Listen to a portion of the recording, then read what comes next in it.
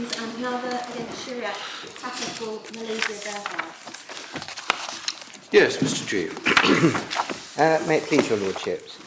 I appear for the appellants together with Mr. Peter Stevenson and my learned friend Mr. Pollock and Miss Blanchard, Queen's Counsel, appear for the respondents. My lords, this was an accident waiting to happen. Was this because of the state of the rig shipped at Galveston, or was it because of the waves off South Africa? In order to answer this question, we need to look at the facts found by the trial judge, and I'd invite you to take the core bundle at section 2.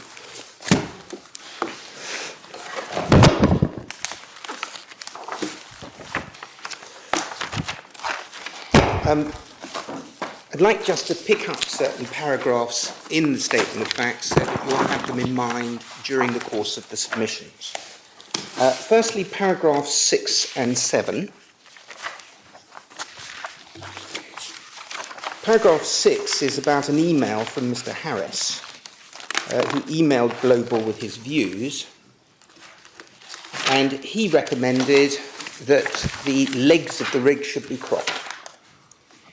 And he said, you bite the bullet and get Proceanic to shorten the columns without going to the additional expense of analysing leg strength further at this time.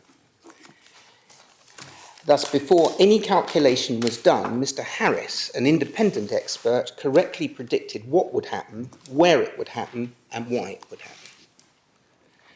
And then paragraph 7, the foot of that paragraph, cropping was expensive and shortening or removal would have entailed the reconstruction of the legs when the toe reached Malaysia.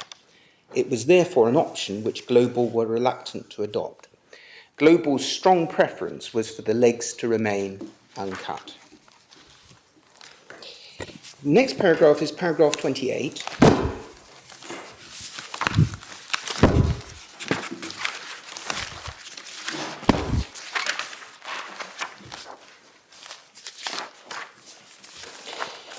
On the 28th of October, the tow departed Saldanha Bay, and there's an account there of the first leg failing.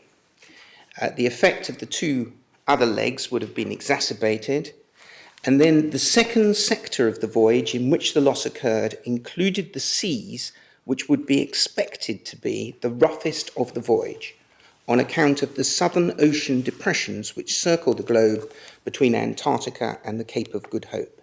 This was the sector in which the legs were most likely to be subject to severe stress. The loss occurred because of fatigue cracking caused by the repeated bending of the legs under the influence of the motions of the barge.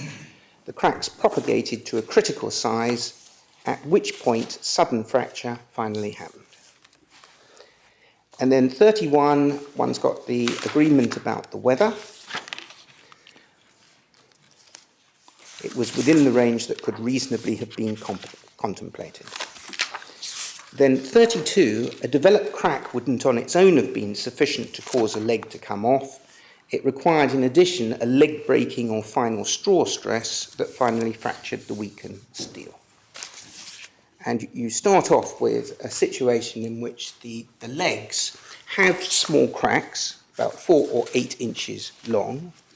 You've got a very large piece of steel there, and a wave catches it, and that produces the final fracture.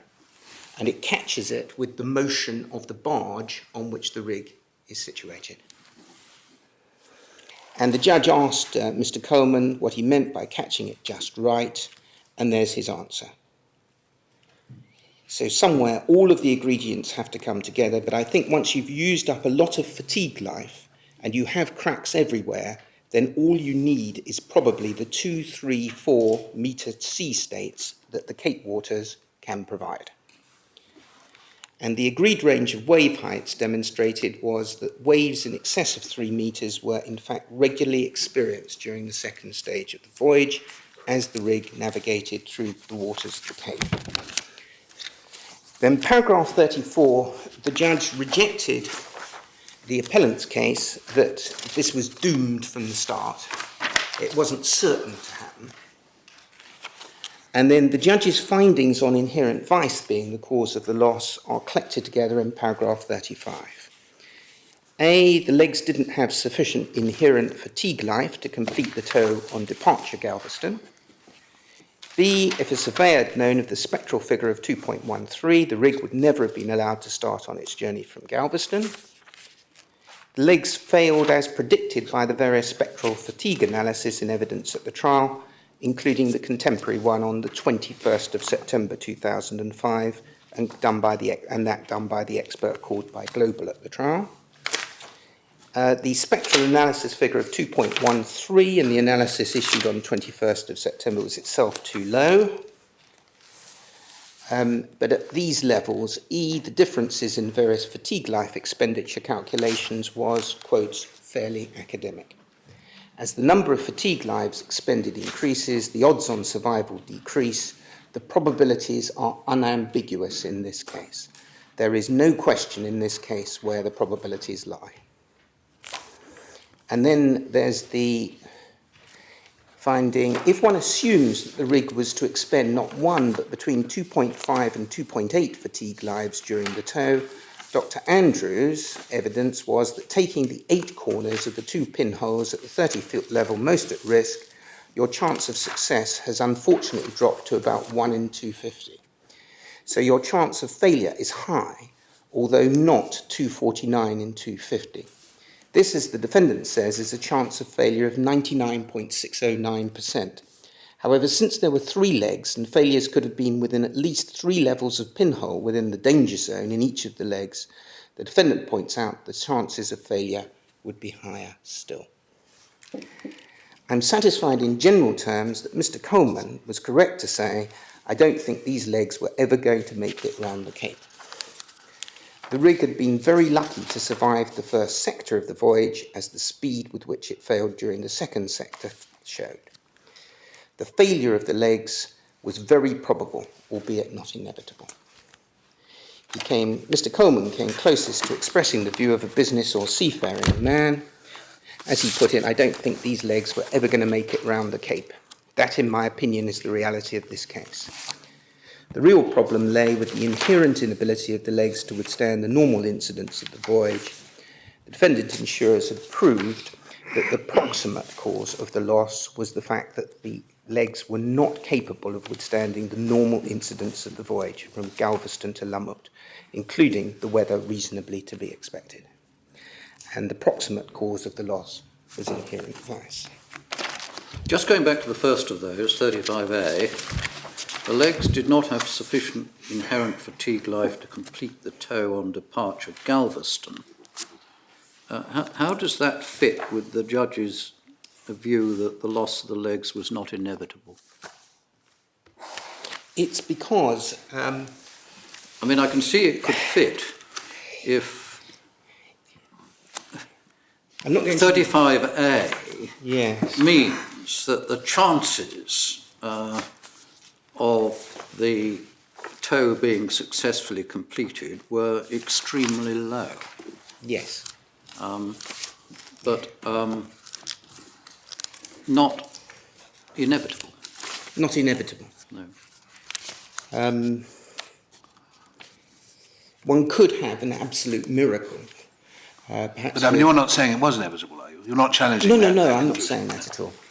What I'm saying is that this wasn't inevitable, that there might be a chance of it getting through. The chances, objectively, might be 1 in a billion, or 1 in a million, or 1 in 100,000. But that's the sort of order of magnitude that we're talking about here. And the reality was that the email from Mr. Harris predicted all this to start with. But nor is this a case of non-disclosure. It's not a case of material non-disclosure. It can't be, because inherent vice is not an insured against risk. And although there can be disclosure in relation to risks that are not the subject of insurance, the fact is that because it's an excluded peril, it would be said that one doesn't have to disclose material facts in relation to it. Now, that's not a proposition that is absolute, but it's a good starting point. You could have circumstances which would go to the inherent vice risk that might have to be disclosed. You could have an allegation of non-disclosure in respect of particular vulnerability to perils of the sea. Yes, you could do, exactly. So the position is that this assured, they obtained what I'll call an all risks policy, because under the ICCA clauses, they're not called all risks, but we'll see that they cover all risks except, and then various risks, including inherent vice. There was the exclusion of loss for inherent vice. They knew about this risk, and they obtained this type of policy. Now, there was a warranty whereby the rig had to be inspected by a marine surveyor who was nominated and approved. That was Noble Denton. That duly took place, and one can readily understand why that type of clause is a usual form of clause in this type of insurance. You don't want the tow coming apart, you've got to look for stability. You don't want to have a casualty, because if you have a casualty, it can lead to litigation, and litigation is bad news for everybody. So it's good practice to have a tow like this surveyed, and one can understand the clause. Did Noble Denton owe duties to the underwriters? Well, they didn't have contractual duties, but it is quite possible that they owed a duty of care in tort. This is possible. But there's been no claim against Noble Denton. And the issue is whether this loss is covered under this insurance policy. And we say that the trigger needed was no more than an ordinary incident of the voyage, as contrasted with some abnormal, unusual, or extraordinary event. Now, I'm going to just show you the parts from the policy that matter. And if we go back to, in the same document, paragraphs 10 to 12,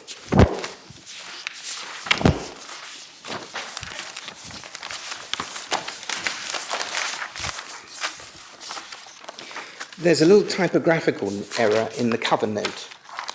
This isn't in the statement of facts, but it's actually in the original cover note. But it's quoted in paragraph 10, and you'll see that it's got the word in the third line, for commencement of loading operations. And I would suggest that that must be from commencement of loading operations in Galveston. And that is when the risk attached. That's the words that I will use. It's the contractual commencement of the running of the risk. Can you just help us to the status of this document, because it's controversial, isn't it? Well, I mean, I've drafted it myself. It's all cross-referenced to the judgment. We've got the actual policy itself. What's the reference there? Let me just find that. 233. 233. I'm grateful. Oh, two. But the policy itself is a good deal longer to get through.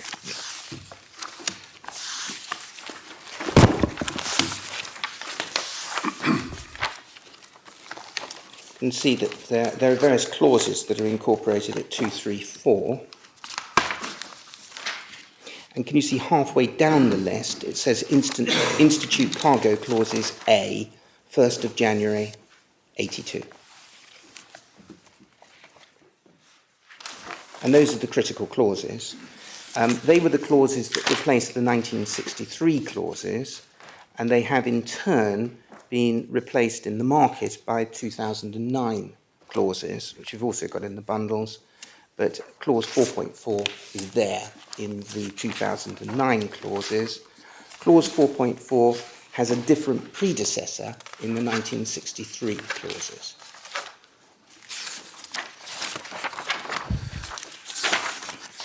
And then if we go over to the institute. Yes, if you go through to page 244, those are the Institute Cargo Clauses A. this Islamic insurance, hereinafter called the Takaful, and that's special to this case, but it's the policy in other cases, covers all risks of loss of or damage to the subject matter covered, except as provided in clauses 4, 5, 6 and 7 below. And then exclusions 4, in no case shall this Takaful cover, and then 4.4, loss, damage or expense caused by inherent vice or nature of the subject matter covered. And there's a separate clause, 4.3, about packing. These produced London market clauses, but especially for For this market, yes. this market. These are standard. Joint Hull Committee, is it? It is the Joint Hull Committee. We've actually got a document in the bundles which precedes the 2009 rules, which is the document which was circulated to the market for recommendations. So, it's the Joint Cargo Committee of the IUA and the LMA's guide to the JCC's proposal for the revision of Institute cargo clauses, and it's document 90 in Authorities 4. And if we go there,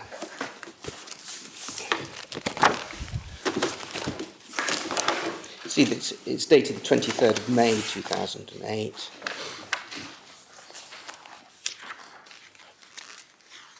And this is part of the process of putting together the 2009 clauses. It's the Joint Cargo Committee. Yeah, they're a sort of sister organisation. They presumably produce clauses in collaboration with the Joint Hull Committee. Yes. Yeah. I mean, I can take detailed instructions on this because we have Mr. Dunt, who's here, who, in fact, is very much involved in this process. But you'll see that under clause 4.3, there's a commentary under insufficiency of packing. Page? That's at page 6. Sorry, did you say document 90? It's document 90 in Authorities 4. Yes, I don't seem to have a document 90. I have a tab 90, but nothing behind it. Oh. Can we give you one? Thank you.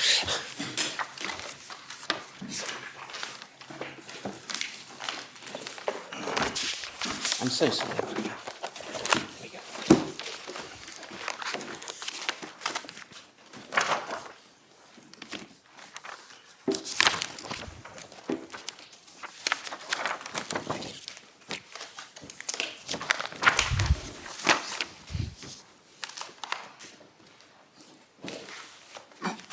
If one goes to page 8 under inherent vice, it's not proposed there be any alteration to clause 4.4, inherent vice, which reads as follows, and then there's a footnote.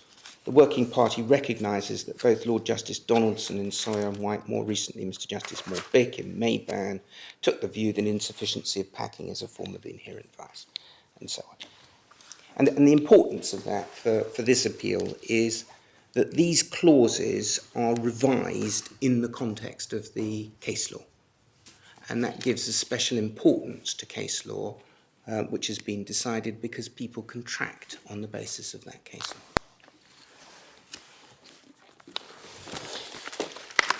So, just yes. Returning to the policy,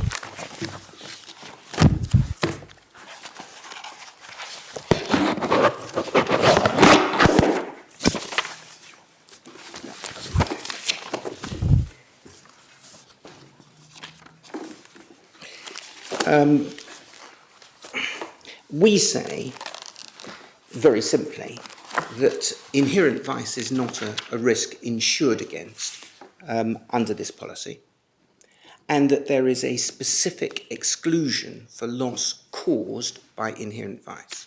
And that exclusion does not say loss solely caused by inherent vice, it's just loss caused by inherent vice.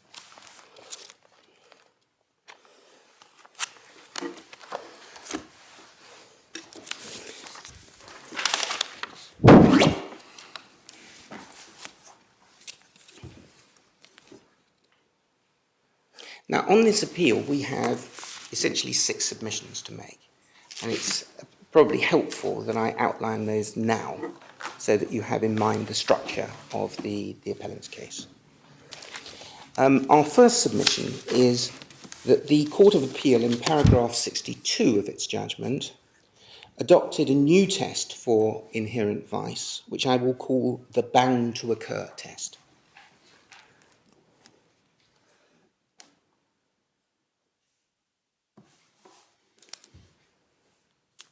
So that instead of looking at whether something's fit for the ordinary perils of the sea, ordinary perils of the sea, perils being any voyage is not necessarily going to be like another one. It's something which you encounter ordinarily and you look forward to and you have a reasonable expectation of. It's a test which is formulated only by reference to circumstances which are bound to occur. And that was a novel departure, we say. It's wrong. It's inconsistent with the test stated by Lord Diplock with the approval of the other law lords in Sawyer and White. It's inconsistent with the test as formulated in the case law, and that includes the case law in carriage contracts. And we say it has the same meaning in carriage contracts as in marine insurance policies. And that test proceeded upon 3 pillars, each of which were faulty. The first is that it relied upon a passage in the judgment from Mr. Justice Lloyd in Sawyer and White, which had been overruled by the Court of Appeal in that case, and which was wrong.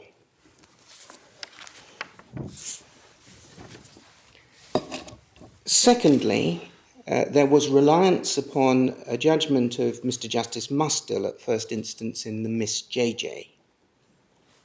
One has profound respect for Lord Mustill in this area of the law, but we say that this passage was a passage on causation by unseaworthiness, and regrettably it proceeded on a misunderstanding of the case law in Victorian times.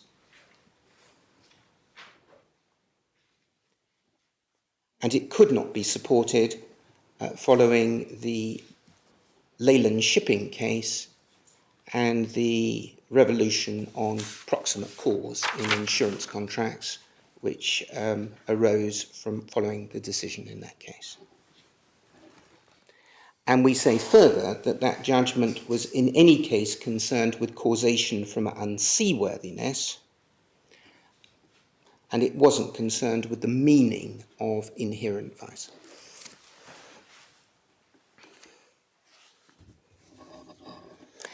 And the third strut was a judgment at first instance of Mr. Justice Tucker in a case called Nita. And the ratio of that case was that the assured failed because he failed on a balance of probabilities to show loss by perils of the sea. And the reliance was on dicta in that case, which are wholly unobjectionable. They follow a decision in the Privy Council in Canada Rice Mills, and they do no more than state that perils of the sea does not require, as a matter of English law, extraordinary seas. And that's a proposition with which we agree. But it didn't support the new test. Now that's a prime area of this appeal.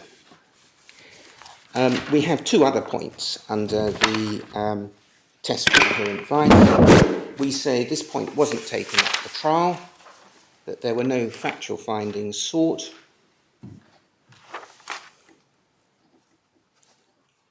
and this of course was a major problem when the Court of Appeal propounded this test, because they didn't have the factual findings necessary for resolving the case. And they then summarily decided the case against my clients on the basis that there were no factual findings. We say that the respondent shouldn't be allowed to take this point because they didn't seek the factual findings at the trial. But if we're wrong on that, we say alternatively there should be a new trial. Why are there no factual findings when you accept that you couldn't say that this damage was an absolute certainty? Because nobody looked at what was the meaning of bound to occur. Nobody knows what that means. It might mean the most favourable weather conditions conceivable for this rig. If so, you would have a whole area of expert evidence about what that might or might not be. You would then have to resolve whether or not the rig was unfit at Galveston, applying the new test. And the new test is quite different from the old test of fit to withstand the ordinary incidents of the sea. It's not ordinary incidents, it's only special incidents, the ones that are the most favourable conceivable for this rig, if you could establish those. You then have to see whether it was unfit. You then have to say, well, was this loss caused by that unfitness? And the answer is that this is a whole new factual inquiry, which nobody entertained in the trial. It was never suggested. The judge never made factual findings on that basis. And the Court of Appeal summarily decided the case against my clients on the basis of, well, this is the new test, you lose. But you say they decided it off their own bat without any discussion at the trial, in the Court of Appeal? Well, there was some discussion. Obviously, there was a lot of citation of cases, but actually what my clients had come to meet was the point that causation of the loss was the wave. And that actually it's the wave, and therefore the proximate cause was perils of the sea because you needed a wave. Now, of course, you end up with discussion of what is inherent vice on any case where there's an issue about causation. And what happened was that the Court of Appeal propounded this test, and they may not have had all the assistance they needed for the purpose of seeing whether that test was correct. But we've got the transcript in the bundle, and if anybody wants to read it, it's there. I wasn't in the Court of Appeal, I've read the transcript.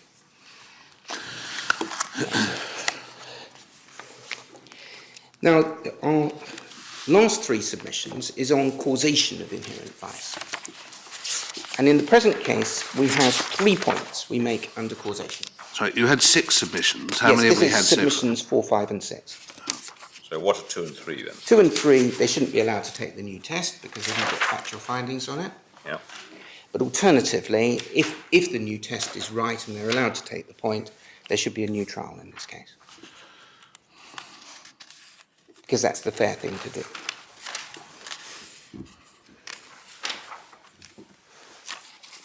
Then point 4 is the first point under causation. And we say that on causation of inherent vice, there was actually no candidate for the second cause. There was only one candidate in this case. And that is there is only one candidate in this case, and that is inherent vice. And that is because one's dealing with wind, wave, and directional sea state, which were all ordinary incidents of the voyage. And within, therefore, the 4 walls of the peril of inherent vice.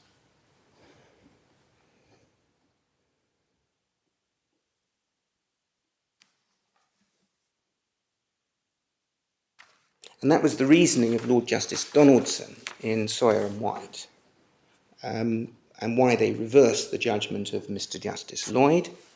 And we say that it's borne out by a series of cases and that it's correct. And if you've only got one candidate, he's the person who gets elected. And where you've got a policy which covers perils by the sea but excludes inherent vice, it should be no surprise that actually they occupy different terrains. And if you are within the terrain of inherent vice, by definition, you are not in the terrain of loss by perils of the sea. They are mutually exclusive. And the dividing line is that if you're dealing with ordinary perils, ordinary incidents of the voyage, you're in the inherent vice box, not in the loss by perils of the sea. And an ordinary incident of the voyage is what, any reasonably foreseeable incident? A reasonably foreseeable ordinary incident of the voyage What does that mean? means something which is not abnormal, unusual, or unexpected. But it can be reasonably foreseeable, though, can it? I mean, I agree that there is a dividing line there. Well, there's a tension between these different ideas. But the answer is that in England we have weather where sometimes it rains. The fact that it's raining is an ordinary incident of being in England. It doesn't mean it has to happen, but it's foreseeable. It's also foreseeable that it won't rain. That's an ordinary incident of being in England as well. You could, I suppose, have a tornado in England. That would be something that would be wholly unusual, extraordinary, and exceptional. That would not be an ordinary incident of being in England. Beyond that, matters are of matter of fact and degree. But the words that are used are extraordinary, unusual, abnormal. Another word that's used is untoward. We'll see that used.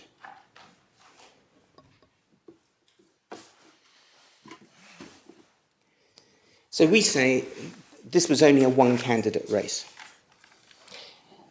If we're right on that, it follows that the challenge on the basis of causation by perils of the sea must fail. But if we're wrong about that, we say the judge has found as a matter of fact that the proximate cause is perils of the sea. There's no challenge to his findings of fact, and on the findings that he made, that was an eminently reasonable finding to make. And in parenthesis we say, we don't see how the judge could have made any other finding. But we don't have to put it that high. We simply say this cannot be attacked on well-established principles in appellate courts. But thirdly, if we're wrong on that, we say if it's to be disturbed, it shouldn't be disturbed below inherent vice being a contributory cause.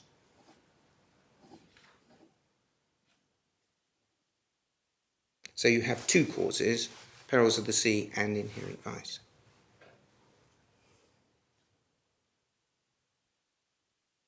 And we argued in the courts below that the insurers win when inherent vice is a cause, and that's dealt with in detail in paragraphs 10 to 15 of the appellant's case, with the footnotes, with all the cross-references. And we say we win because the exclusion is of loss caused by inherent vice, and it's sufficient that it's a contributory cause. It doesn't have to be the sole proximate cause. And we say you can have two-cause cases. For example, Dudgeon and Pembroke was a two-cause case. Miss JJ is another two-cause case. And there's nothing wrong in principle with having two causes here. You can't have two causes on the facts of this case because the suggested other cause is not a candidate. It was always within inherent vice anyway. That's our first submission.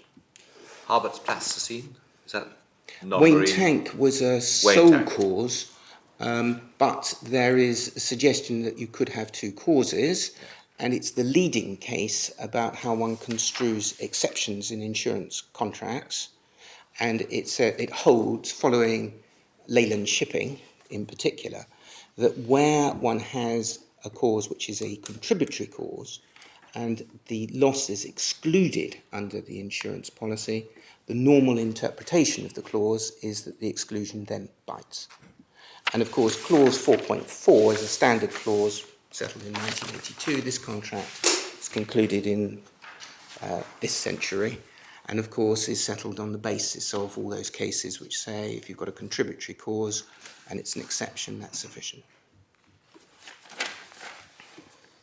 Is there any significance between a significant difference between clause 4.4 and section 55(2)(c? Yes.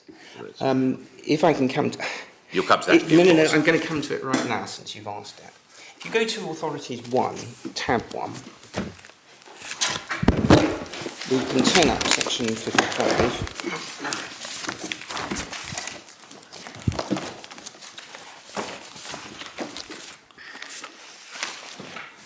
This, of course, was a codifying act based on what was thought to be the previous common law.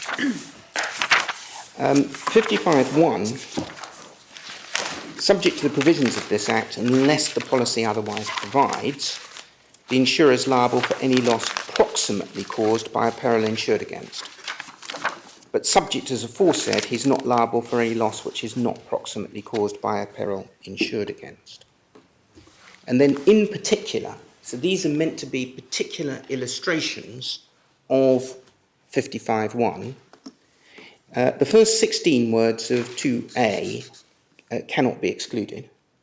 But other than that, these are all default provisions which can be modified by contrary contractual intent. And 55.2c is unless the policy otherwise provides, the insurer is not liable for, and the first two are types of loss. Ordinary wear of a tear, it's descriptive of a type of loss. Ordinary leakage and breakage. And then inherent vice is a peril or a risk or nature of the subject matter insured. And the way that 55.2c works is that it comes in as a default provision in the absence of contrary provision. It means that the risks insured against do not include the risk of inherent vice. And the result is that in a two-cause case, if you've got a cause which is otherwise insured against by the policy, and you've got inherent vice, then 55.2c won't bite.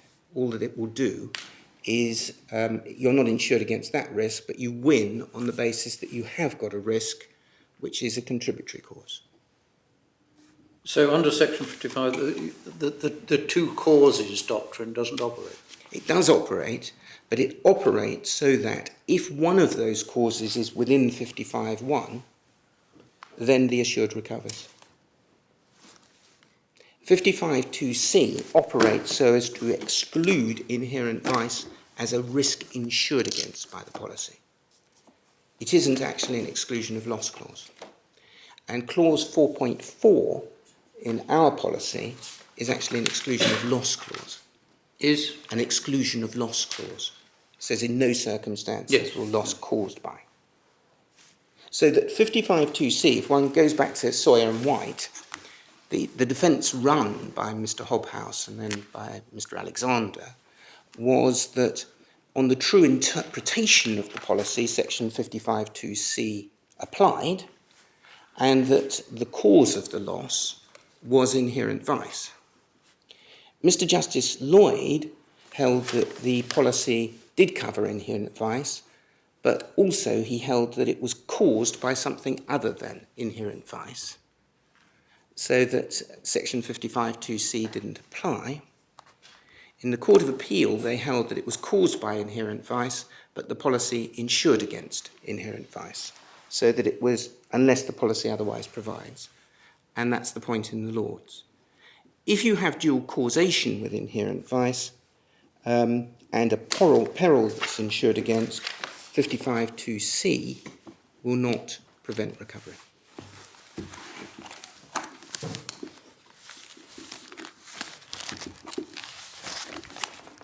What is the authority for the proposition? It's Sawyer and White at some level, then that if you had a two-cause situation, section 55.2c wouldn't bite. The authority for that is we need to look at the two causes cases. Yes.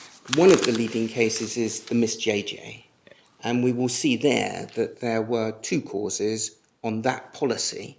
It needs very careful consideration, the Miss JJ case, because there were two insuring clauses that were potentially relevant. One was loss by accidental external means, which included loss by perils of the sea. And the other included an inch Marie clause, which is latent defects in hull. and that is a clause which is inconsistent with section 55(2)(c). Mr. Justice Robert Goff in the Caribbean Sea. So that the Miss JJ case is actually one where one had insurance against a species of inherent vice. And in order to understand that case, one has to understand that the more that one wanted to escape from the accidental external means, the more that you feared becoming victim of the Inch Marie clause. And that controlled how the whole thing was argued in the Court of Appeal. And one has to understand that for the purposes of understanding exactly what was decided by that case. But one of the points that was decided was that if one has contributory cause which is insured against, in that case external accidental means, that's sufficient for recovery. But that wouldn't be the case if there was an exclusion of loss clause. If we go to our case, we've dealt with this in detail at paragraphs 3 to 9 of our case.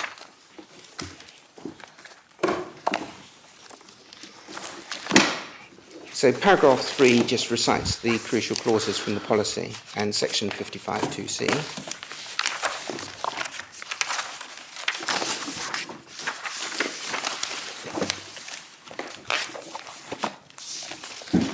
Paragraph 4, we accept that the policy insured against the risk of perils of the sea, because it's all risks except, and perils of the sea is not an exception. And the two candidates here that are left are perils of the sea and inherent vice. Then we've got the exclusion of loss, which is quoted, and for those requirements, it's causation of loss and inherent vice, and the wording doesn't say solely. And there's a cross-reference to Viscount Sumner's speech in Bradley, which is a leading speech in the House of Lords with whom the other law lords agreed. And then paragraph 6, if a loss is caused by more than one cause, one of which is through an insured peril, and the other is a cause where loss caused by that cause is excluded, the insurer is not liable. And that's recognised in the Court of Appeal judgment, para 32. It's Wayne Tank is the leading case, which follows Leyland Shipping, which I'm going to show you, and which is a central case for the decision of this appeal. Midland Main Line, and then a whole load of other cases, and the last one of which is the Miss JJ, and I'm going to show you the Miss JJ later on. And then paragraph 7, it's well established by authorities, e.g. Leyland Shipping and the Miss JJ, that there can be more than one proximate cause of loss. And then paragraph 8 is all about the legal burden of proof. And the legal burden of proof is upon the assured to prove a loss caused by a peril insured against. Under an all-risk policy, the assured still has to prove some casualty insured against. That's the words of Lord Sumner and Gaunt, cited in paragraph 58 of Mr. Justice Blair's judgment. Mr. Justice Blair did say at paragraph 3 that the claimants were only required to show that the cause of the loss was accidental, or to put another way, that the loss was not inevitable.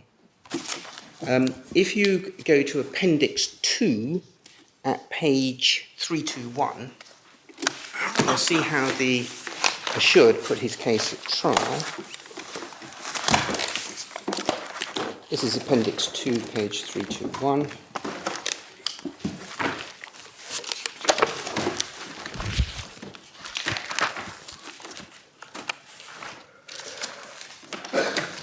There's going to be a lot of documents entitled Appendix to the Statement of Relevant Facts and Issues. Yeah. That's not the one we're looking for, is it? No, it isn't. It's part 2 of 3. Part 2 of 3.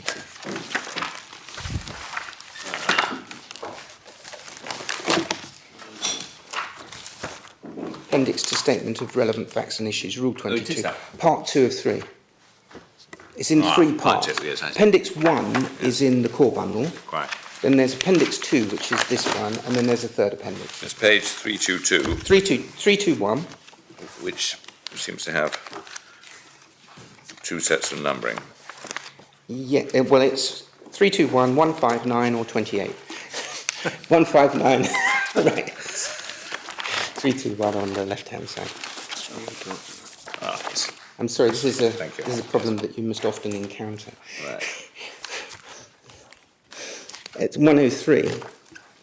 This was in the submissions at the trial. And they said the insured need only prove that an insured peril was a proximate cause of the loss to recover. There may be other proximate causes of equal efficacy as immaterial, provided that such other cause is not an expressly excluded peril. The burden of proof is on the insurer to make out any excluded peril relied on. And that is commendably brief, it's accurate, and you will find that they put it in their closing submissions as well, which is in page 433 of the bundle.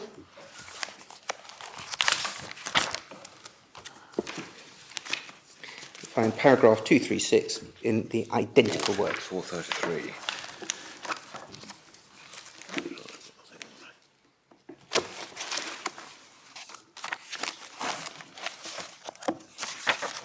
Which paragraph?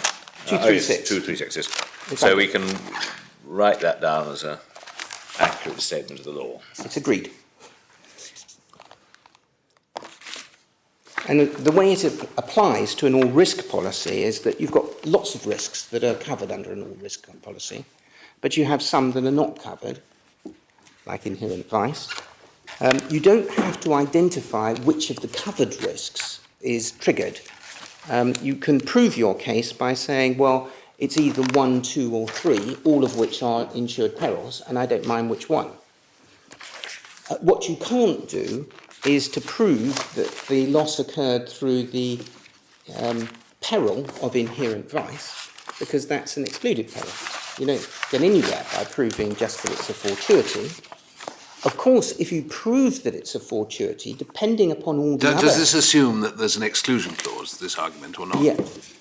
No, it's purely outside of an exclusion clause, because an exclusion clause operates separately.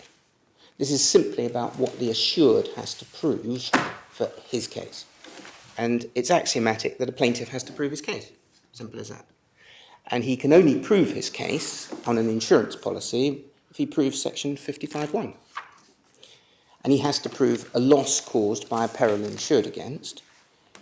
There are lots of perils insured against on an all-risk policy. He doesn't have to identify the particular peril, provided he shows on a balance of probability that it was a fortuity and that it was caused by an insured peril. So how does inherent vice fit into this, assuming no exclusion of inherent vice? If the balance is that the court's left unpersuaded at the end of the day, whether it's inherent vice or whether it's an insured peril, the assured loses. And that's... Even absent the exclusion clause? Even absent the exclusion. Is that because of section 55(1)(c)? No, it's because of the poppy M and that line of authority. You're just uncertain what the proximate... You're just left uncertain what the proximate cause is. So you've failed to prove your case.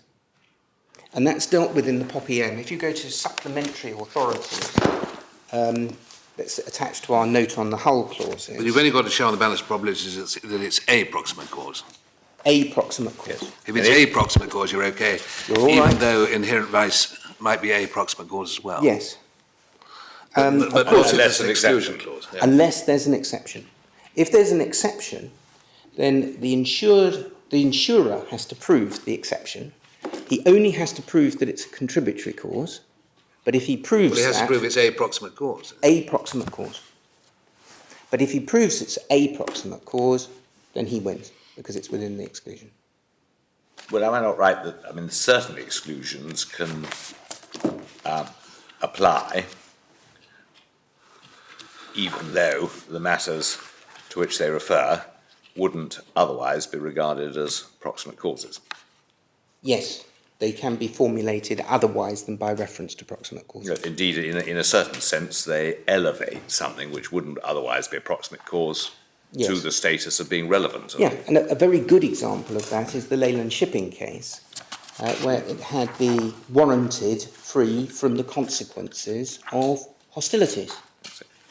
The vessel goes to Le Havre to wait for the pilot, and a German torpedo smashes into the vessel, and she goes down by the head, and she's in the grip of the effects of the torpedo. And nobody knows whether they can save the ship, but she's within the grip of this terrible torpedo. She's down by the head, she's in imminent peril. She then goes to Le Havre, and the French say, look, it's the Red Cross here, it's the First World War, you can't put the ship there. You've got to put it in the outer harbour. And they do. And the vessel keeps grounding, and she breaks her back. And the argument was, well, this was a marine policy, and it's perils of the sea, because you've got seawater rushing in. That's well established under English law to be perils of the sea. The most obvious example of perils of the sea. And they go all the way through the courts, and the assured loses at every level because of the warranty. Because the warranty says warranted free from the consequences of hostilities, and the torpedo was a consequence of hostilities. Simple as that. So that's an example of an exception not related to proximate cause and perils. But going to the POPEM, if one goes to tab 6 in the supplementary authorities, if I can go to page 951, in the law report, it's in the speech of Lord Brandon. Remember that the POPEM is the case about whether or not the vessel had been struck by a submarine. And I remember it, but I wasn't there. And there's an occasion which is said where Homer nodded because Mr. Justice Bingham decided that between the two improbables he would go for the submarine. But the House of Lords said, no, you can't do that because you've got to show that it's loss proximately caused by an insured peril. Which tab was it in? It's in tab 6, 6. page 951. Yes. It's in the supplementaries. And the relevant passage is from A to G. But can I just quote the passage from Lord Justice Scrutton, which is approved? This view renders it unnecessary. I'm sorry, page? Page 951 in the report. It's on the left-hand side. And it's really, the passage is from A to G. But if I can just read out the Lord Justice Scrutton dictum that's approved. It's Lord Justice Scrutton's case. The Court of Appeal found that the ship, in respect of which the owners had claimed for a total loss by perils of the sea, had in fact been scuttled with the connivance of the owners. But Lord Justice Scrutton went on to say, this view renders it unnecessary finally to discuss the burden of proof.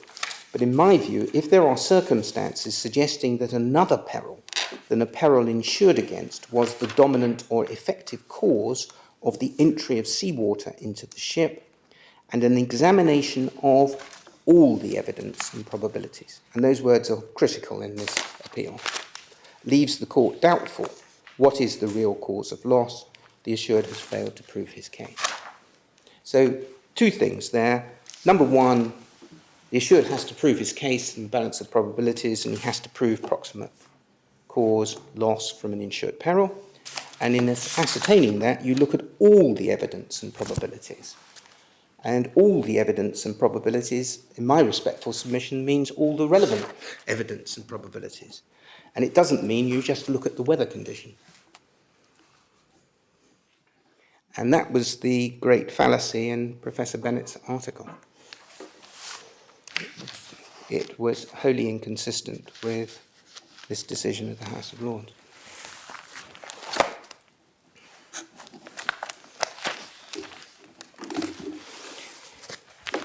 So,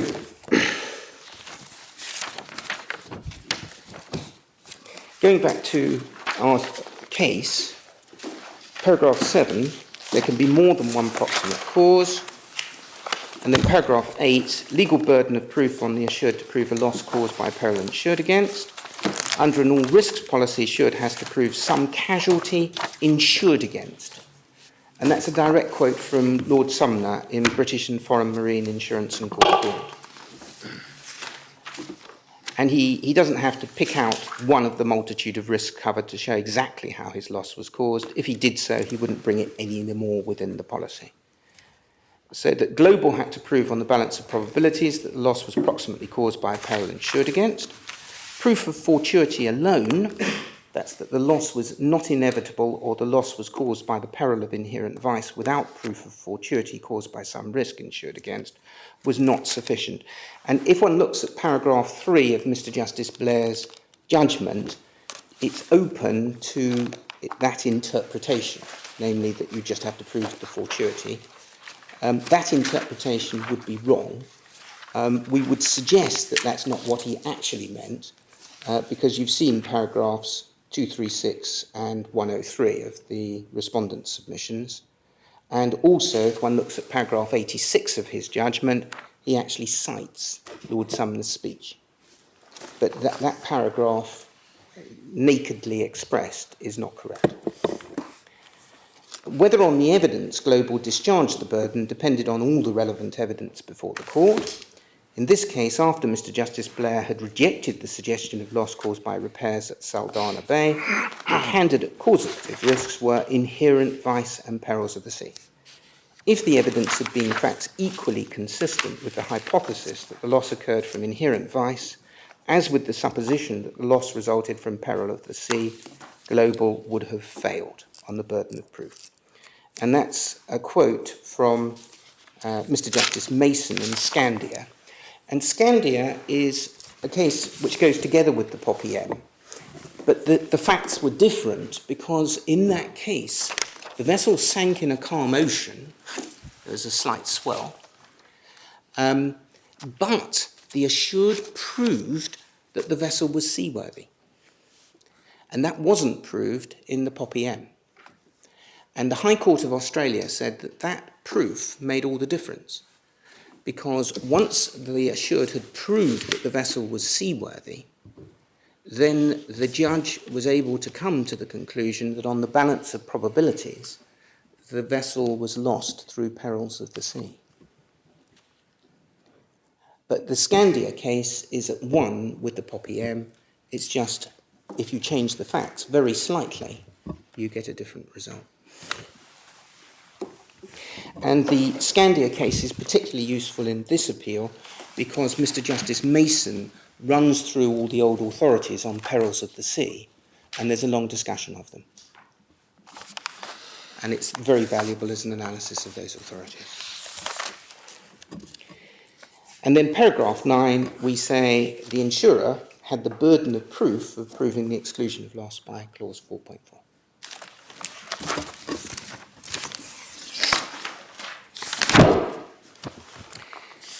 The next part of the case, that's at the trial and the Court of Appeal. You said perils of the sea. The policy is against all risks except those accepted. Yes. So where does perils of the sea come in? Because that's the only peril which it is suggested now. In this case? In this case. I see. Because, in other words, the ship is struck by lightning. Of course. I'm not sure that's a peril of the sea. No, it isn't. But that would be covered under this cargo policy. Yes. And now, I understand that in this case you're coming down to a specific risk, perils of the sea. Absolutely. Yes, I follow that. Absolutely.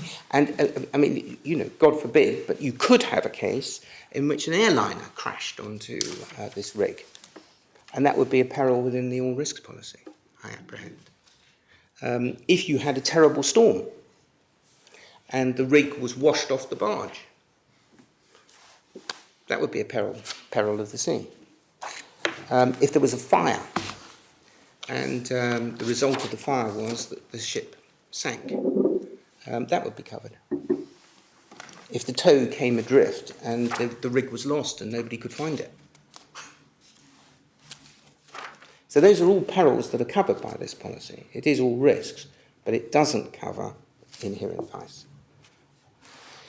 Now, I'm going to come back now to the Act. We've had a look at section 55(2)(c), and what I'm going to ask you is to take authorities 1, Just before you do, Mr. G, I don't think anything turns on this in this context of this case.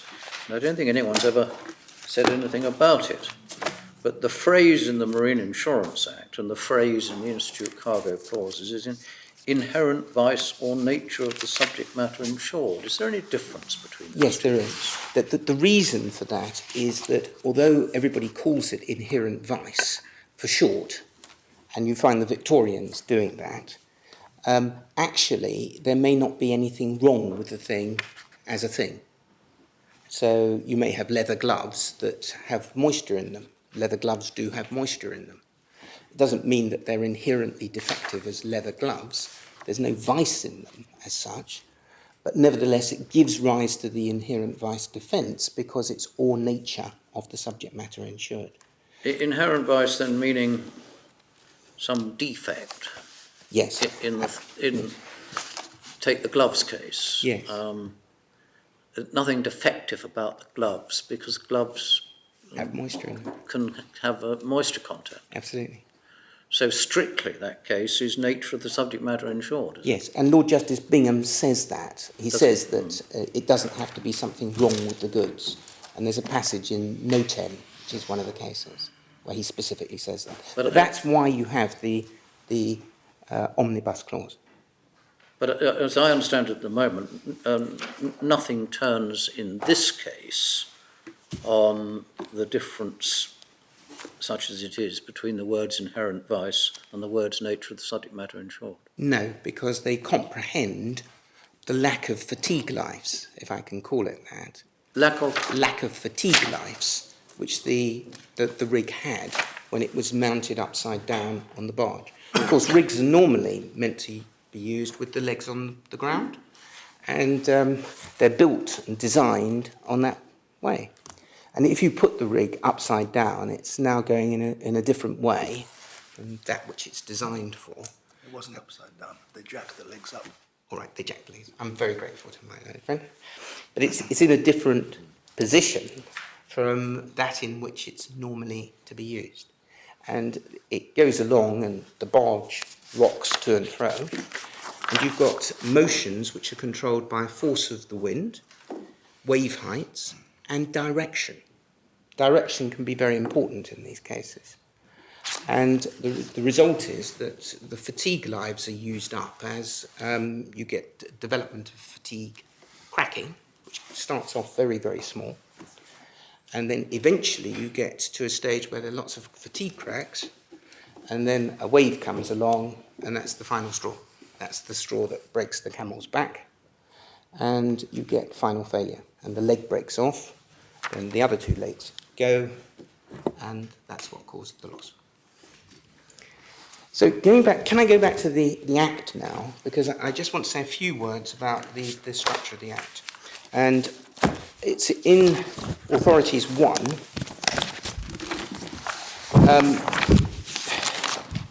We've got section 39 of the Act. One's got a voyage policy. There's an implied warranty that the ship should be seaworthy. And that's, of course, the ship as opposed to the cargo. Can you see 39.1? That's at page 224 in the extract from the Act.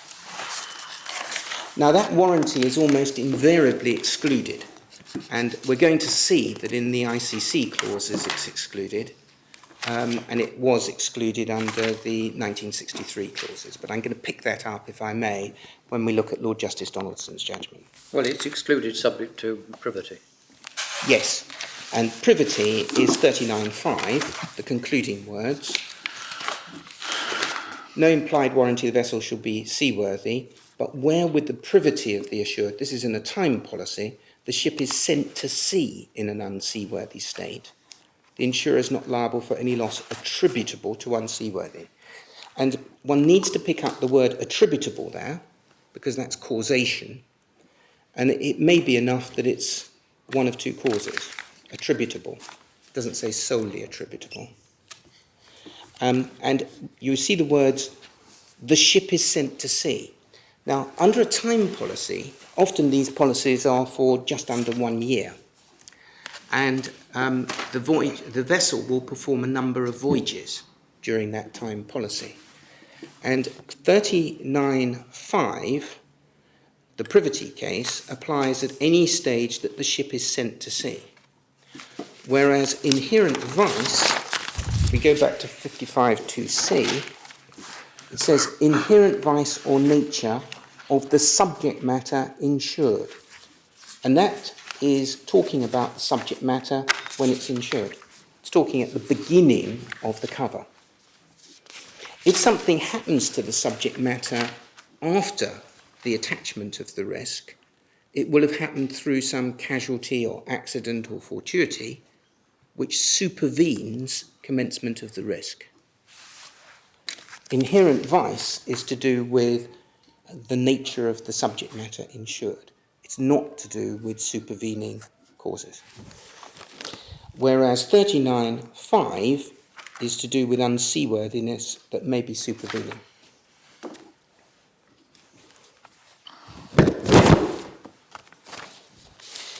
Now, the warranties, this part of the Act is based on the common law pre-Act, which is a number of cases which culminated in Dudgeon and Pembroke, which is the leading case, and which held that there's no warranty in a time policy, there was a warranty in a voyage policy.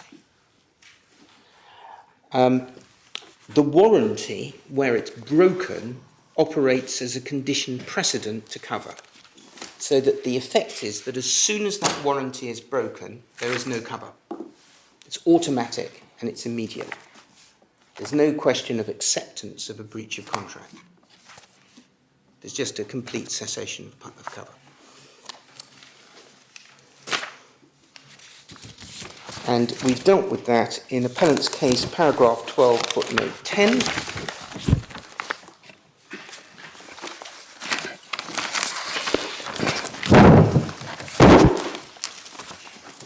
And we've cited the good luck in the House of Lords. So that warranty has no causation element.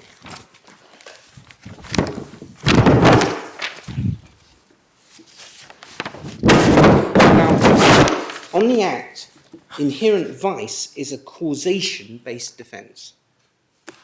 And one can see that from section 55.1. Yeah, it doesn't actually use the word cause, does it? No, It says the underwriter shall not be liable for. That's true, but because it's an illustration of 55.1, and 55.1 is liable for any less proximately caused by a peril insured against, what it's saying is this is not a peril insured against.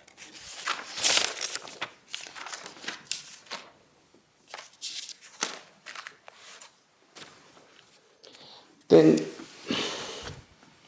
we've set out in our case a number of citations from the case in Sawyer and White. We go over to paragraph... I don't want to take that out of your course, No. Mr. Chief. What about section 40, subsection 1?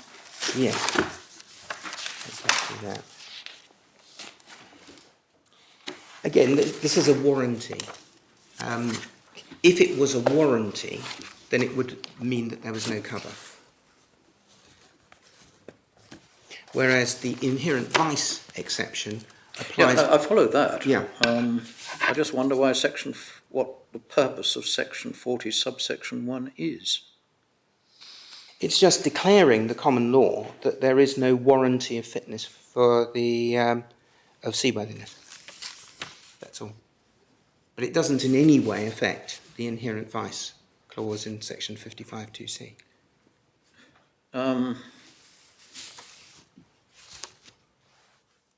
You don't warrant the goods are seaworthy.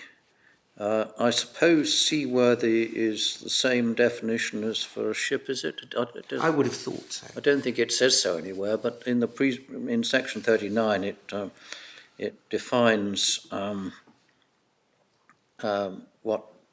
when a ship is deemed to be seaworthy. Yes. There's nothing in section 40, subsection 1 to provide a similar definition, but I don't think anyone has ever suggested it's different. No, I'm sure it So isn't. that you don't warrant that the goods are reasonably fit in all respects to encounter the ordinary perils of the seas of the adventure inshore. Yeah.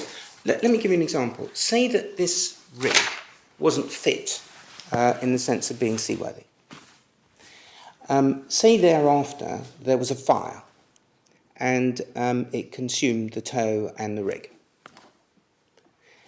If there had been a warranty, there'd be no cover. And section 40, subsection 1, is saying there's no warranty. Because warranty has no causation requirement. The inherent vice defence is causation-based. It's a necessary ingredient. But you, Sorry. yeah, I follow that, but why is it there? Why is Historical section reasons. 41 It's there? very simple why it's there. If one goes back to, if we go to, I'll leap forward if I may, to paragraph 55 of our case. 55. 55.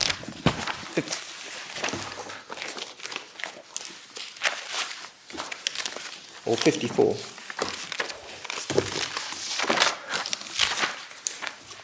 What one had in the 1700s and 1800s is a very widespread business in marine insurance. And it was carried on, of course, in this country, but also in other countries in Europe. And one had decisions made by different commercial tribunals about what was and wasn't covered by a policy. Now, that may seem a bit strange to a commercial lawyer because normally you'd look very closely at the wording of the contract to see what's covered and what's not. That's axiomatic. But actually, a lot of these cases were cases where there was cover and where the result didn't actually turn that much on the wording of the policy. And inherent vice was normally not then referred to in 1857 in policies. It's not referred to in the Lloyd's SG policy, which is the standard form policy annexed to the Marine Insurance Act. But nevertheless, it existed. And the reason that it existed is because people who gave insurance were insuring against marine insurance. It's marine perils. So if somebody died in a trip as a passenger on board a vessel, for example, you wouldn't be able to claim off your marine insurance policy. You'd need a life policy. It's a different type of insurance. And inherent vice is about drawing the lines between a marine policy and other different types of policy. So if you have a very valuable horse and you wanted to take out a life policy on it, you could. But it would be a life policy against it dying from natural causes. You can't expect a marine policy to cover you for a horse that dies from natural causes. And if a person dies from natural causes, we're all mortal, we have an inherent vice or nature of the subject matter insured, we're all mortal, but if it's not a marine policy, why should the marine underwriters pick up the tab? And if one goes to 55, the treatise on insurers, the insurer's answer for the death of animals insured if it proceeds from tempest, the fire of an enemy, from jettison or any other access, but not if from sickness. And horses have been shipped on board a pank. Some of them died on the voyage. The insurers had sentence in their favour. It would have been otherwise had horses been struck by lightning or killed by the fire of the enemy or drowned in a stranding. And Mr. Pollock's got a case where some animals went berserk in a storm and they kicked down the dividing separations and they killed each other. And that was held to be peril of the sea, in effect. But the cases in the last sentence, the horses died because they were mortal, but their mortality wasn't the sole cause of death. And that's why Sir Joseph Arnold in 1857, when he was writing about the need for inherent vice to be the sole cause of loss, he was struggling with this idea of, well, why is it that there's cover for horses if there's a tempest? You know, they die, they're mortal. Why isn't that good enough? And the answer is that the mortality wasn't the sole cause. there was also a marine peril there. And he wrote it that way, I would respectfully suggest, for that type of case.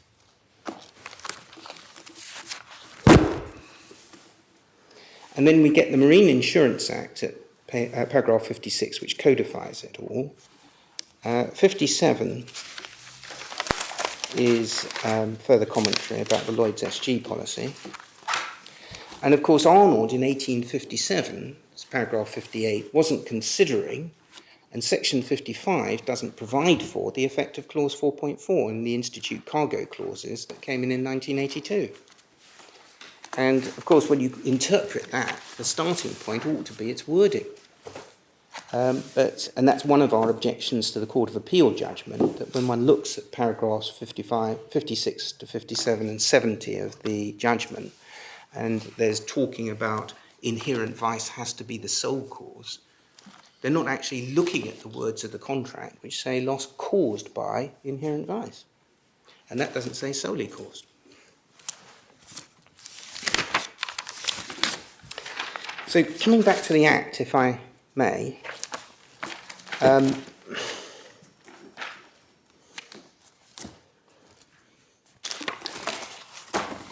if I can, you'll see that in the ICC clauses, the Institute cargo clauses, in Authorities 86, this is in volume 4 of the Authorities,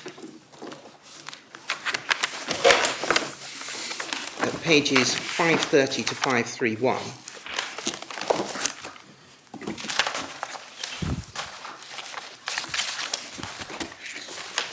tab 86. Tab 86. Thank you. Page 530, 531. If you look at clause 5, can you see, in no case shall this insurance cover loss or damage or expense arising from unseaworthiness of the vessel or craft. Unfitness of the vessel or craft.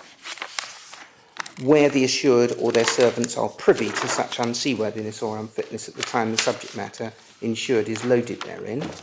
And then the underwriters waive any breach of the implied warranties of seaworthiness of the ship and fitness of the ship to carry the subject matter.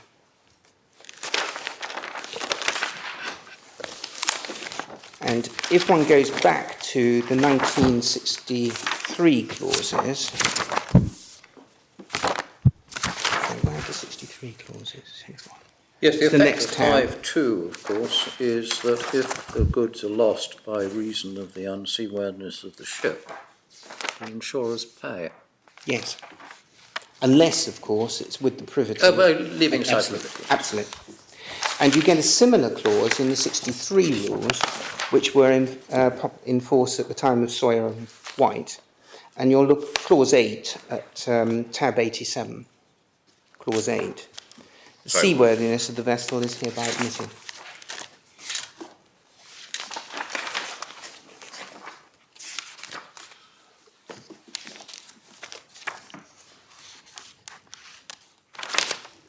Well, that goes less far, doesn't it? It does. Because it's the first set at 86. It goes less far.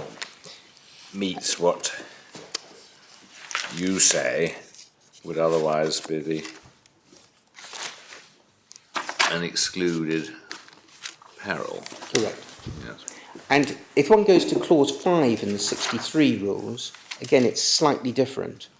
This insurance is against all risks, but shall in no case deem to extend loss, damage, cover approximately caused by delay or inherent vice. So it's a different wording in clause 5 of the 63 clauses.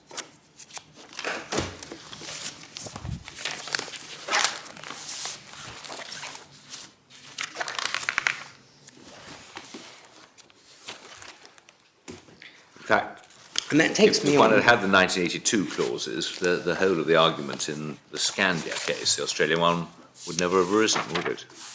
Because it would have been no defence to say that the loss was due to unseaworthiness. Undoubtedly, the water got in, and so Yes, one that's would right. say it would Yes, just be perils of exactly. the sea, and you can't argue your. Yes, absolutely right. And that shows how important it is to look at the wording of the contracts when understanding these authorities. And it makes the task of a textbook writer all the more difficult because he goes and puts general propositions, like Arnold on marine insurance, but actually you've got to look at the words of the contract. And you must bear that in mind whenever one's reading these passages from Arnold.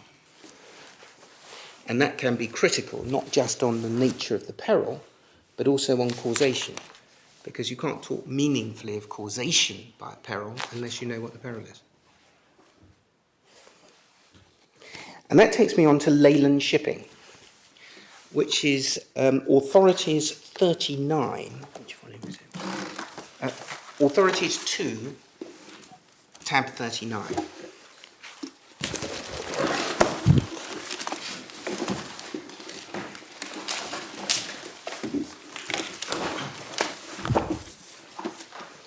And what I've done is, you'll find that Leyland Shipping is one of the hull cases and is dealt with in our note on the hull cases.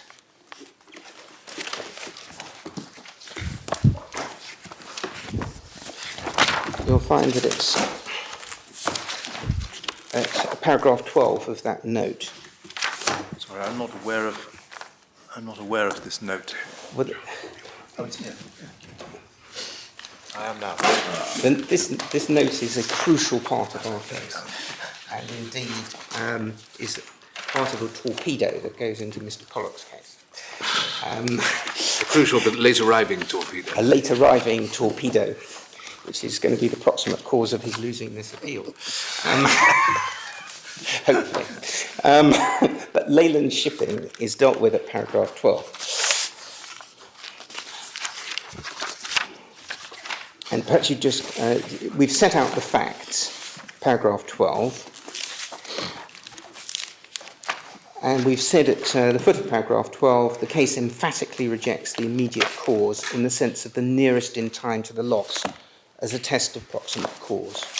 And the point is that if one looked at the Victorian textbooks, and there is one in the papers, Smith's Mercantile, you will find that the word immediate is often used in the Victorian textbooks and in cases to describe proximate cause. And immediate gives an idea of time, that you look at the last in time rather than looking at the cause of causes, as it were, more remote in time. And the idea was that for proximate cause, you looked at the immediate cause and the concept of something that happens that immediately precipitates the loss. And it was that argument that was advanced in Leyland Shipping on the basis, true it is, there was a torpedo, but actually it was all the sea rushing in, therefore it's a marine policy, and the warranty doesn't apply because you've got loss by perils of the sea. To which the House of Lords says, well, hang on a minute, you've got to construe the policy, and how can you possibly construe the warranty in the way that you're suggesting?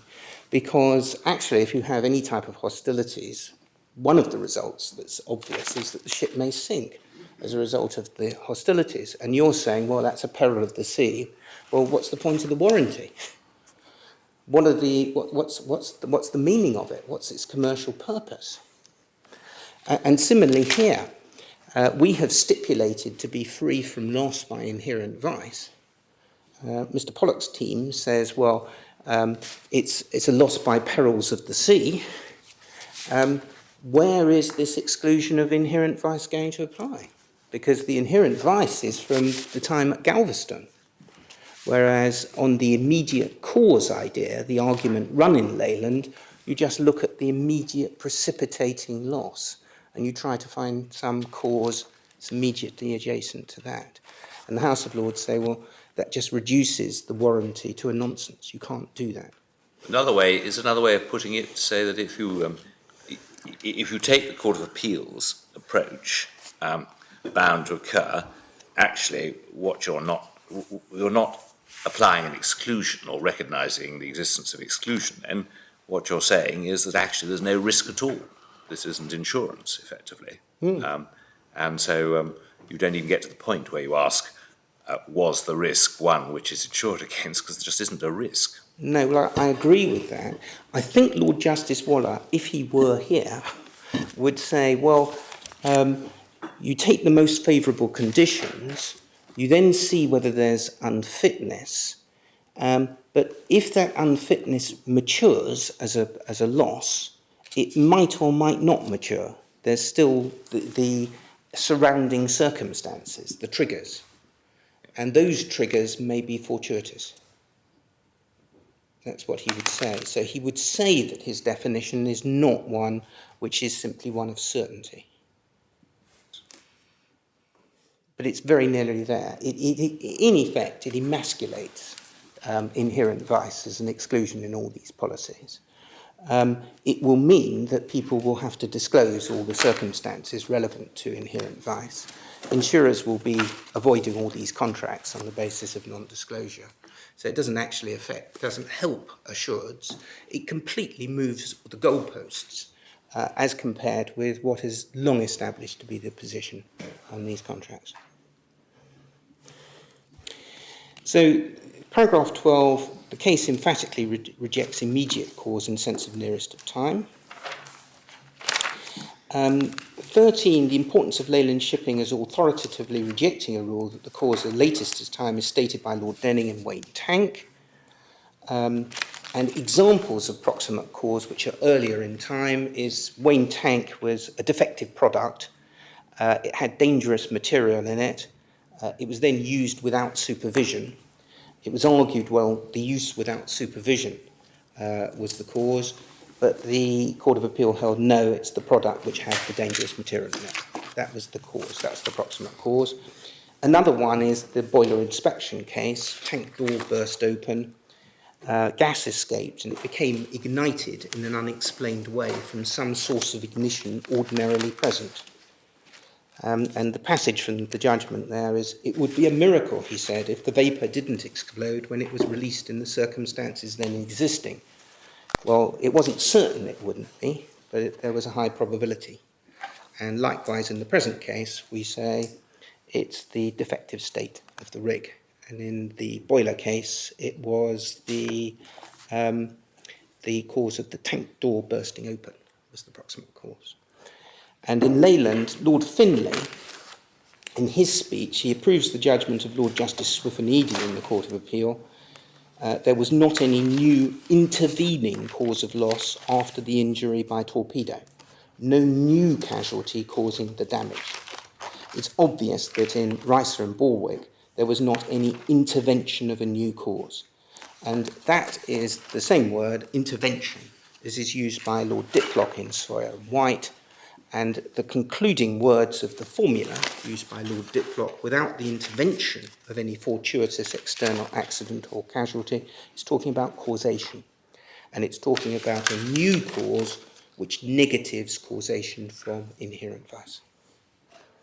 The Court of Appeal in this case thought that it was referring to perils of the sea. We can see from the printed cases in Sawyer and White that in fact the House of Lords had before them, as you would expect, citation of the old case law. They also had a very detailed judgment of Lord Justice Donaldson that went through Gaunt's case and Lord Justice Scrutton in the Sassoon case, and the formula was put together with the knowledge of all of those authorities, and the concluding words, we say, plainly are not a reference to the meaning of perils of the sea. It's to do with an intervening new cause which negatives causation from inherent vice. Now, the Leyland shipping case, got that out. If I can get that, which tab is that? 40? 39, thanks. Yes, if I can just pick up. The speech of Lord Dunedin is a very valuable speech, but I'm not going to take up time, if I may, with reading it all now.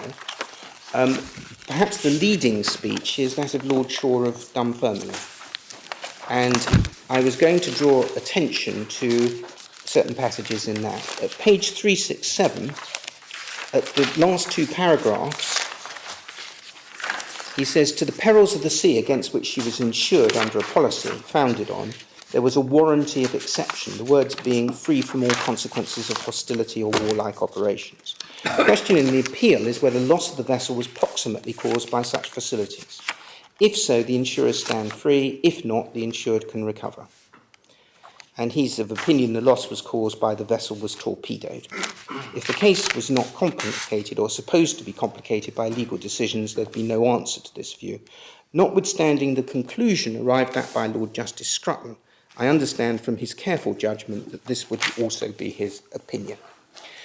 Then at page 368, there's an important passage about words mean the same in marine insurance contracts as in maritime contracts. And that's important because we say that inherent vice has the same meaning in carriage contracts. And that's as per Lord Diplock's definition. Then, over the page at 369, there's the point that you look at the contract in order to see what the proximate cause is. The true and overriding ruling principle is to look at a contract as a whole and to ascertain what the parties to it really meant. Was it which brought about the loss, the event, the calamity, the accident? And this is not in an artificial sense, but in that real sense which parties to a contract must have had in their minds when they spoke of cause at all. And then the two statements about proximate and time, that's at the top of the second paragraph and the top of the third paragraph. And he says the cause that's truly proximate is one that's proximate in efficiency. And then the final paragraph on that page, I illustrate that by the present case. Did the vessel perish because she was torpedoed or by a peril of the sea apart from that? It's replied she perished by a peril of the sea because seawater entered the gash in her side which the torpedo made. Certainly the entry of seawater was a peril of the sea, and certain that entry of seawater was proximate in time to the sinking. But how could there be any exception in the case of a vessel lost in harbour or at sea to a loss by perils of the sea if the proximate cause in the sense of nearest in time to the result were the thing to be looked to? It's hardly possible for the mind to figure anything which would interfere with or be an exception to a cause so proximate as the entry of seawater into or over the hull as the vessel sinks in the waves. The result of this is that the consideration of the exception of consequences of hostilities or indeed any other exception, so far as I can at present figure, if that consideration be limited to a cause proximate in time, destroys the exception altogether. It might as well never have been written. In my opinion, accordingly, proximate cause is an expression referring to the efficiency as an operating factor upon the result. Where various factors or causes are concurrent and one has to be selected, the matter is to be determined as a matter of fact. It's reality, predominance, efficiency.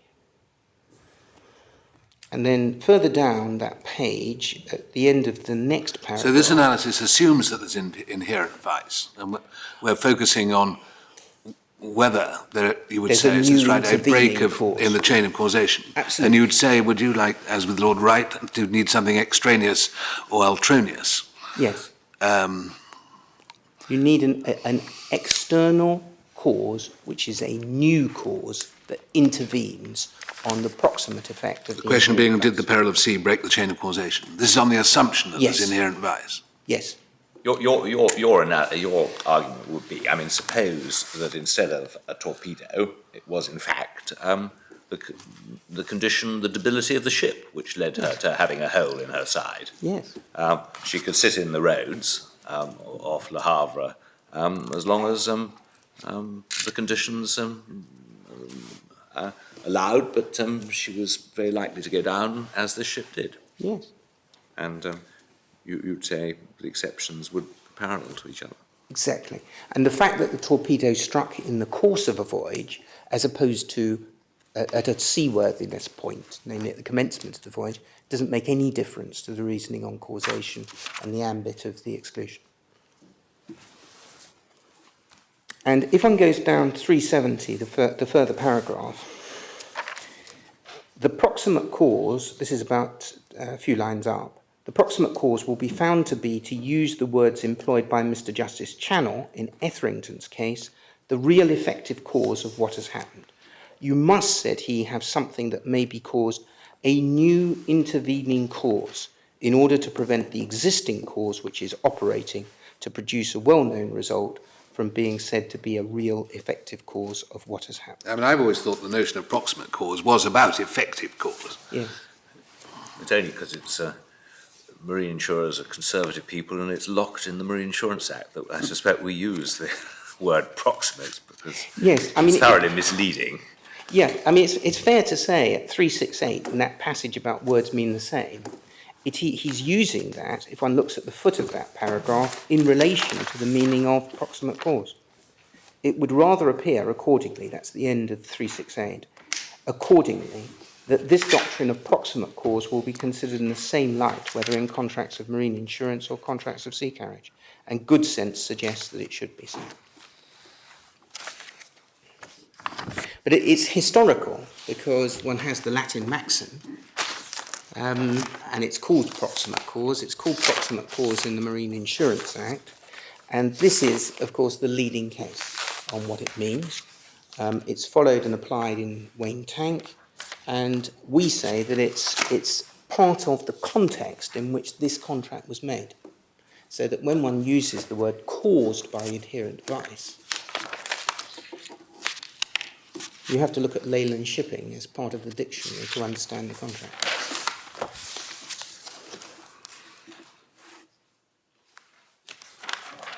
And then the further paragraph, 370, to apply this to the present case, in my opinion, the real efficient cause was she was torpedoed. Where an injury is received by a vessel, it may be fatal or it may be cured. It has to be dealt with. In so dealing with it, there may, it is true, be attendant circumstances which may aggravate or possibly precipitate the result, but which are incidents flowing from the injury or receive from it an operative and disastrous power. And just pausing there, that's what we're meaning by the ordinary incidents of the voyage. These waves off South Africa, they are ordinary incidents of the voyage. There are waves off South Africa. There are waves of this kind. But they receive a disastrous power from the inherent vice of the rig. Otherwise, there wouldn't be any problems. The vessel, in short, is all the time in the grip of the casualty. And that's the time-honoured phraseology in all those marine causation cases, the Manchester Regiment, the Calliope, and so on. It's the words that are used. They all assume there's been a casualty. Of course. If you've got a situation where, although there's inherent vice, it's got nothing to do with the loss. So you have a fire, for example, on the rig, nothing to do with the state of the rig and its inherent vice, well, then it's not causative, and therefore the assured can recover. But if it's to do with the inherent vice, and the inherent vice has been causative, and you're looking to see whether the immediate trigger is a new intervening cause, you look to see whether it's received actually an operative and disastrous power from the inherent vice. And that's exactly this case. It's the trigger. The true efficient cause never loses its hold. The result is produced, a result attributable in common language to the casualty as a cause, and this result proximate as well as continuous in its efficiency. I mean, aren't we going to, on your analysis, find ourselves making some rather difficult judgments? I mean, supposing that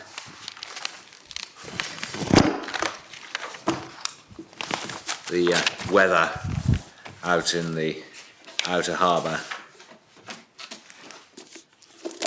well, it actually was pretty bad, wasn't it? It was a gale. It was. And she kept on grounding, and yes. it's not normal for a ship to have to keep grounding. And Yes. of course, it was made all the worse because she was down by the head. Yes. So she grounded rather more freely than she might have done if she didn't have a big hole in the side. So it could be said she was in the grip of the casualty. She was in the grip of the casualty. And if one looks here with this rig, you've got all these little fractures. You've got the susceptibility to a wave coming along and destroying the whole thing. And it's a susceptibility to an ordinary wave. just the sort of wave that you're liable to encounter off the Cape.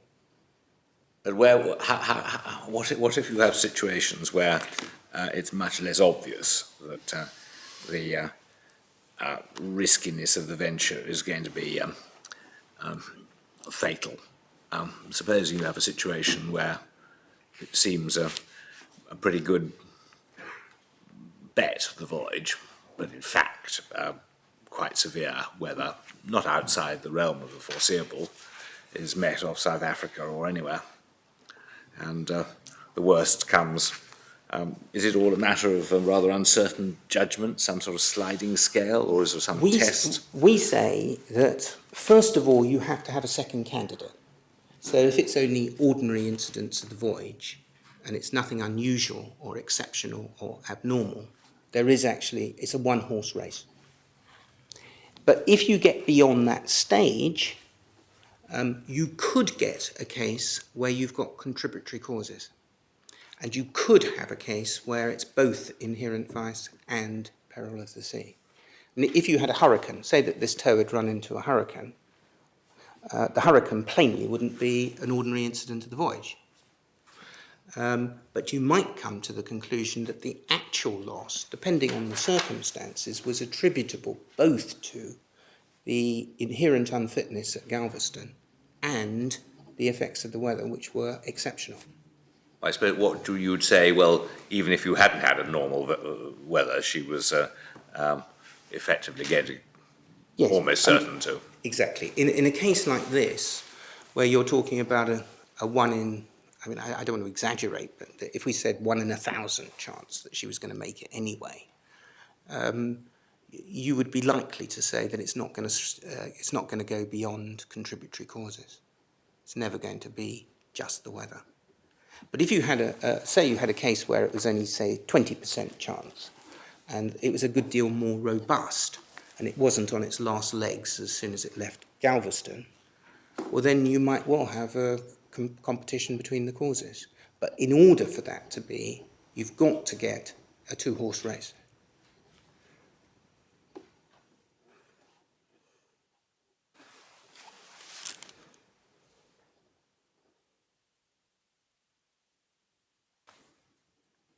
And of course, in this policy, I haven't read Lord Dunedin's speech. It is a great speech, and it's a speech which actually talks about the interaction between perils of the sea and the consequences of hostility. And it points out that there would be no difficulty if it was just perils of the sea on its own and you didn't have the warranty. But once you get the warranty, you've got to read the two together. And you can't read the perils of the sea as if it was just in the policy on its own without the warranty there. That the scope of perils of the sea is altered, if you want, or it's sculpted, it's moulded by the existence of the warranty, which is also part of the contract. So did you say that was Lord Dunedin's speech? Well, that's me, but that's my But which is the great speech Dunedin. which discusses... Lord Dunedin, yes. I have put into my own words Lord Dunedin, and you'd be better off to read Lord Dunedin. It's the... if you go to page 363, 6 lines down, now when the FCS clause is added, certain enumerated perils are cut out of the original insurance. When it is a case of one of the perils acting solely and sufficiently, for example, the peril of capture, no difficulty can arise. But there are certain perils which, so to speak, pray in aid the perils of the sea. A man of war fires a shot and hits the ship. If it only hits the top of a bulwark or a bit of the rigging, there will be at worst only a partial average. But if the shot strikes between wind and water and makes a hole, the vessel will be sunk, and the reason of its sinking will not be the mere existence of the hole, but the fact that the sea comes in through the hole and the vessel founders. Overwhelmingly by the sea is a peril of the sea in a general sense, and accordingly in such a case, if either the body of the policy or the exception were looked at alone, the peril incurred could be held to fall under either. In the exception it would fall under it because the sinking was the direct result of the action of the man of war. In the body it would be immaterial if it fell within the expression perils of the sea. But the moment the two clauses have to be construed together, it becomes vital to determine under which expression it falls. The solution will always lie in settling, as a question of fact, which of the two causes was what I will venture to cause the dominant cause. I think there's been some discussion about whether dominant is right. Yes, yeah.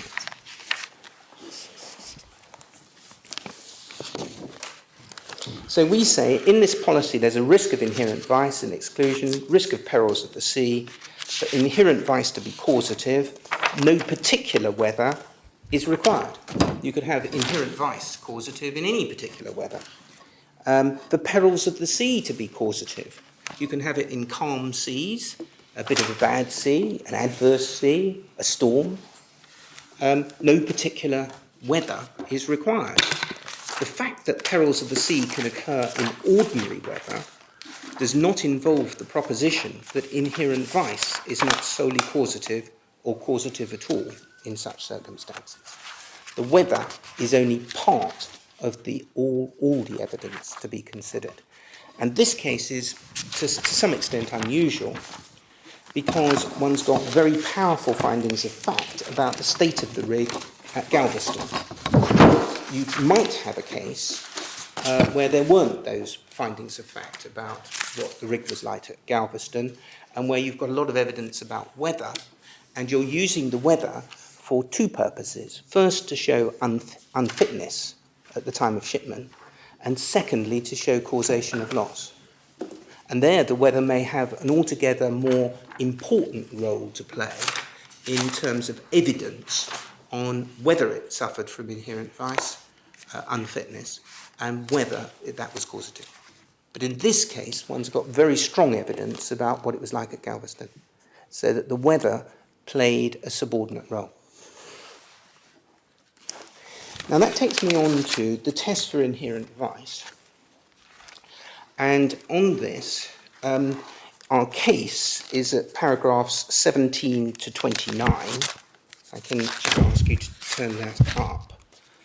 And I was planning to take this very quickly. In paragraphs 17 to 19, we have 17 and 18, we have the important extracts from Lord Diplock's speech. And one picks up from that it's a peril. The phrase generally shortened to inherent vice refers to a peril, and that means a risk, by which a loss is proximately caused. It's not descriptive of the loss itself. The earlier two expressions in 55.2c are descriptive of the loss. And then there's the famous formula, and you can see that the tail end of the formula is to do with intervening causes, without the intervention of any fortuitous external accident or casualty. And then the words before that are the risk of deterioration of ships as a result of their natural behaviour in the ordinary course of the contemplated voyage. There's nothing there about circumstances which are bound to happen. And then paragraph 19, we've set out what the policy was in Sawyer and White. And paragraph 20, the assured sought before the House of Lords to restore the judgment of Mr. Justice Lloyd. And what had happened was that Mr. Justice Lloyd, in a passage that's reversed by Lord Justice Donaldson in the Court of Appeal, says that he's entitled to find that it's a cause through the ordinary incidents, even if they're ordinary and usury. And that's what's reversed. And the case goes off on the meaning of the policy. And then we've cited from the printed case, and you'll see that paragraph 21. And then we've said the cases that were cited, and you can see that we've emphasised the words was put on board, wet or otherwise damaged. And they were underlined in Sawyer and White. And of course, with a voyage policy, normally the risk attaches from shipment. And that's why you get this emphasis on put on board, wet or otherwise damaged. And in our case, we know it was from commencement of loading. With a time policy, the risk can commence at any time. It may be while the vessel's in the middle of a voyage. But on a voyage policy, normally it's going to be at the time of shipment. And then paragraph 23, printed case continues, the danger of misusing the concept of inherent vice adverted to by the Earl of Halsbury. And then the Earl of Halsbury refers to blower, and that cites from the Smith's Mercantile Law, which we've got in the bundle. And interestingly, the extract in the bundle also talks about causation and uses the word immediate cause. And of course, it's a leading Victorian textbook on this. And the citation from Blower, you can see Rowland, Parr, Hunter and Potts, Boyd and Dubois, such as loss by worms, rats, or self-ignition of damaged hemp. Rowland Parr is a case where worms ate the bottom of the ship. And so the ship, that caused a loss because the ship couldn't sail with its bottom eaten by worms. And that was held to be inherent vice, no doubt on the basis that in those days, worms were part of the ship, or so nearly part of a ship that it was part of the internal characteristics of the ship. Hunter and Potts is similar, but it's rats, and presumably rats were part of the ship. And if it was eaten by rats, it's so much an internal cause, so then that's inherent vice. Boyd and Dubois is a very shortly reported case about spontaneous combustion, where Lord Ellenborough says, well, you've got to pay because you actually, it's not shown that it was caused by inherent vice. Now, paragraph 25,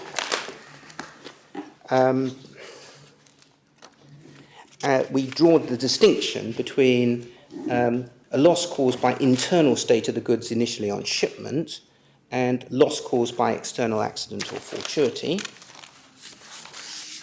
And we then say, paragraph 26, the word means the same in carriage contracts as elsewhere. And then we've cited a carriage case, that's Bradley and Viscount Sumner. We've also cited Scrutton, which is in Authorities 78, and that summarises conveniently the carriage cases, and it's in terms of ordinary perils of the sea. And there's a lot of cases in the footnotes there. We haven't brought them all along, but there's nothing to do with bound to occur.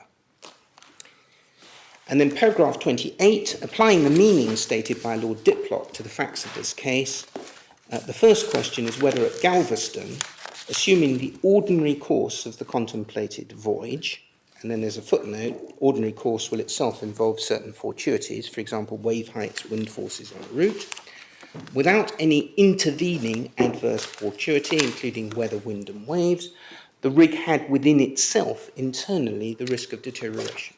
So that's the first question. What was it like at Galveston? And the second question looks at the actual loss of the legs and examines whether the inherent vice, that unfitness, was causative of the actual loss. Your case depends, does it? Your case on Sawyer and White depends upon assuming that the words ordinary course of the contemplated voyage include perils of the sea. Because the ordinary course of the contemplated voyage can have lots of features, Yes. which have nothing to do with perils of the sea. I mean, Of course. It would certainly include matters which were capable of being a peril of the sea if you forgot about inherent vice and you just looked at perils of the sea. Okay. So Is there any you... authority bearing on precisely that point? Yes, there's the Maybank case. But is that the only one? No, Because it's said to actually, be I'm wrong. going to show you a Victorian case, which is helpful, which was improved in Dudgeon and Pembroke. But we say, just wait for a moment. I mean, true it is that there are a lot of cases about temperature. For example, Sawyer and White was about, we didn't know what the external characteristics were that caused the loss. We know that the Sawyer didn't necessarily go off, it was in the grey area, but nobody actually ascertained what caused it to go off. But maybe it was to do with temperature, to humidity in the surrounding environment. That would be logical. The second case, No 10, we've got the leather gloves, and there's no unusual or untoward event.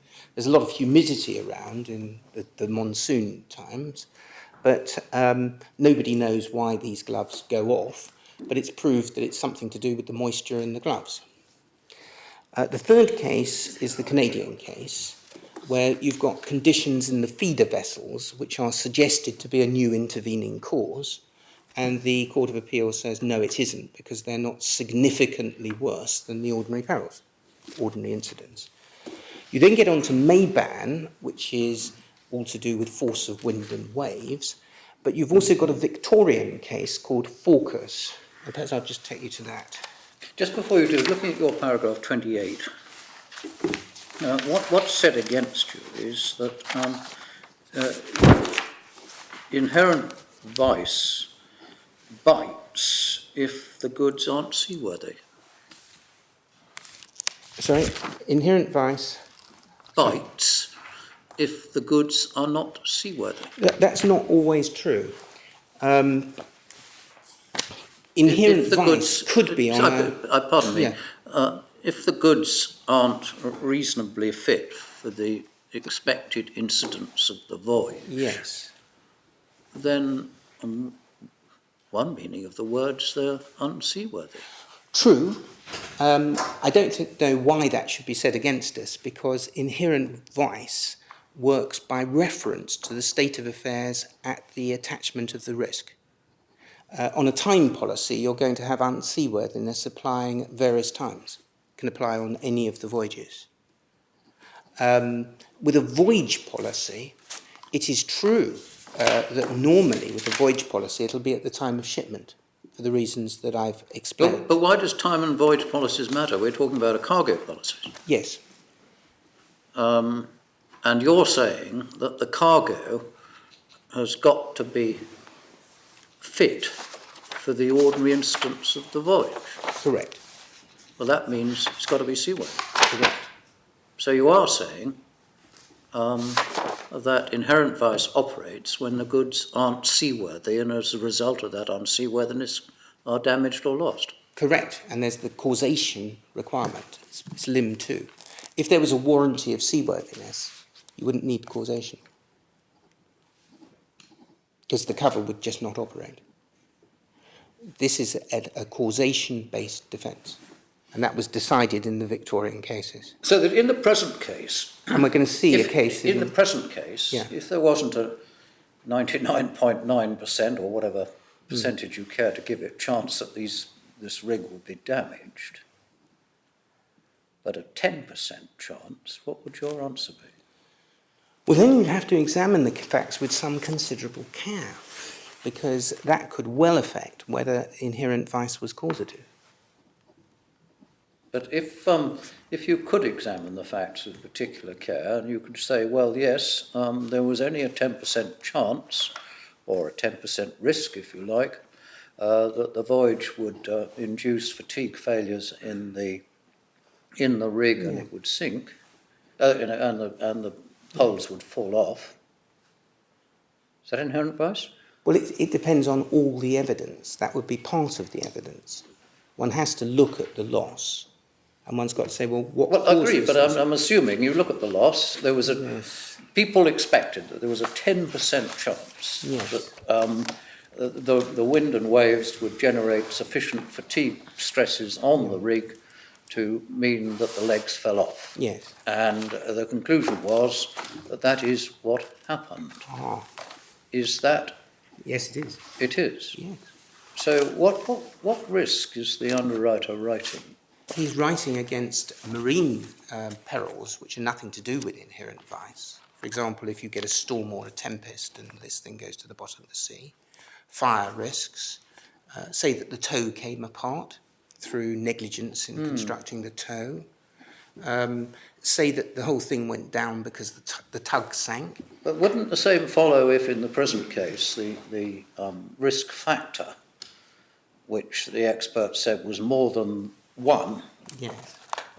but was less than 1, but in fact, despite it being less than 1, the wind and sea, perfectly normal, was sufficient to push it over 1, and the legs failed. Yeah. Does the insurer pay? No. Because It's as good as a warranty, really. Sorry? It's as good as a warranty. In- Your on argument is as good these as a warranty. facts, it's as good as a warranty, but it isn't a warranty. It's a causation-based defence, and you can envisage circumstances perfectly well in which inherent vice had nothing to do with the causation of the loss. Yes, I mean, I agree. I mean, let's say the barge was run into by another vessel and sank. Yeah. Normally, the insurers would pay, but if there had been a warranty, Wouldn't have to pay. then they wouldn't. I follow that entirely, but it does seem a bit strange, doesn't it, if your argument extends to a case where everyone was perfectly happy at the outset, the fatigue factor was less than 1, so there was a risk, but it was low. The example I've given you is 10%. Everyone appreciated that. They then went off to sea, and sadly, the ordinary action of the wind and waves produced fatigue, and the You see, legs failed, and the underwriters don't pay. yeah. But the solution to this was in the assured's own hands.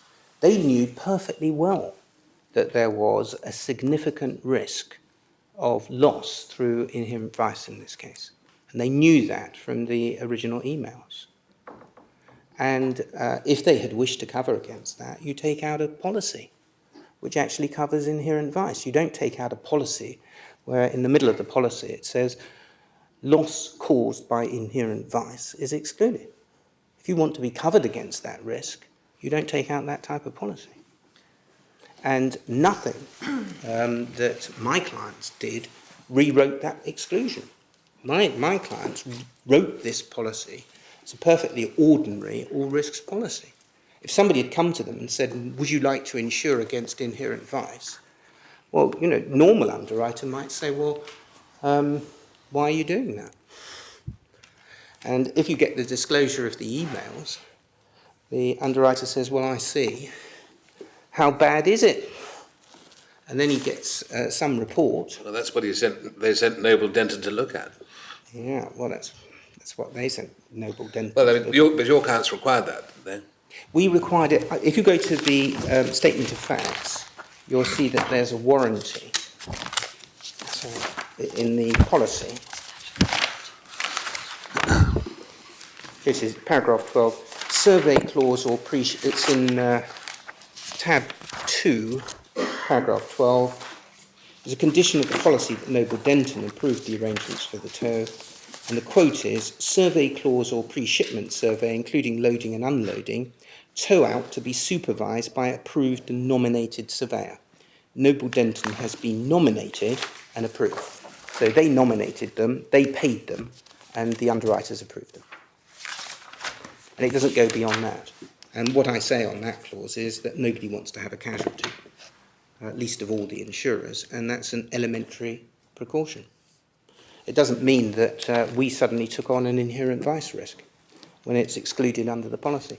The honest and the right thing to do as a commercial man, knowing of this inherent vice risk, if they wanted to be covered, was to go to the underwriter and say, I want inherent vice cover. And that's what happened in Sawyer and White. That's why the policy covers it. And if you do that, it's inevitable that the insurer is going to start asking questions. What about paragraph 19, the actual certificate of approval identifies the risks, maybe not the full risk, but identifies the risks that the legs in where the pinholes may not have sufficient fatigue life to undertake the full tow, and then says, since the fatigue analysis shows possible damage, it's required the legs be re-inspected at Cape Town. That's an insurer's requirement, is it? It's a Noble Denton requirement. I see. So it's the Noble Denton certificate of approval. Is this something that got into the policy, or? No, the policy clause is clause 12, is in paragraph 12. Yeah. It has to be tow out to be supervised by approved and nominated surveyor. Yes. So this And could have all certificate sorts is a of certificate of reasons. approval. Could have all sorts of reasons in it. But they did approve the tow but on certain terms. How far were insurers aware of the fatigue position? I don't know is the answer. I wasn't at the trial, and I can't answer that. But there's certainly no findings of fact on that in the judgment. But it wouldn't matter whether they knew about them or not. The fact is that the assured knew perfectly well about it and took out this type of policy. And he can't expect this type of policy to pay when it's got an excluded inherent vice risk. He's got to go fairly to the underwriter and say, will you cover this? And what's your premium? And on any view, the premium for this type of risk would have been very substantial if you could have found anybody to write it. We know from the findings of fact that actually on any objective analysis, unless somebody made a mistake, this was classically an uninsurable peril. Going back to Lord Diplock's definition, I'm looking at it in paragraph 18 of your case, means the risk of deterioration of the goods shipped as a result of their natural behaviour in the ordinary course of a contemplated voyage. Stop there. Follow it. And then it goes on, without the intervention of any fortuitous external accident or casualty. Does he mean that if there is the intervention of a fortuitous external accident or casualty, then it's no longer inherent vice, even though the goods are deteriorating as a result of their natural behaviour in the ordinary course? Yes. What he means is that if you've got a new cause, which isn't inherent vice, then the loss is caused by that cause. And Even though, within... even though the loss, if you like to put it like this, or the damage, is in fact the natural behaviour of the goods. No, I don't think he means that. What he means is that... well, in one sense he must, I think, because ordinary steel yes. will rust and Yes. be damaged by seawater. Yes. And that's natural. That's the natural behaviour of steel, which is of ordinary steel. Yes. But of course, if it's seawater, you get an exclusion anyway for under section 55 2C of ordinary. I can't remember the wording. Let me just find it. Authority is one in section 55. In the institute clauses? No, it's in section 55. You can see here. It's not liable for ordinary wear and tear. Well, if some seawater got into the hold, that would be a different matter. the natural effect, the natural behaviour of the steel cargo would be to rust. Absolutely, but that wouldn't be inherent vice. That's if it's due to the water getting into the hold. Well, that was really all I was asking. You get the natural behaviour, if nothing else happens, is inherent vice, because it's natural for this particular type of goods to fail. Yes. But it's also natural for it to fail or be damaged if something causes that to happen from outside. Yes. And that's dealt with in paragraph 21 of our case. It's in the quotation of the printed case by Robert Alexander and Bernard Ricks. It's in that quote. Yes.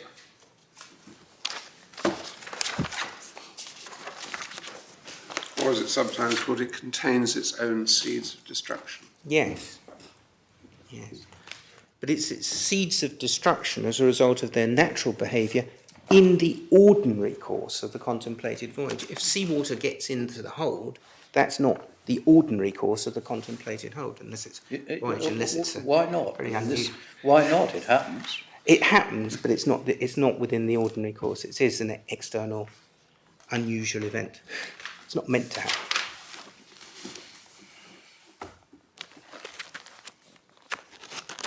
But that's our answer.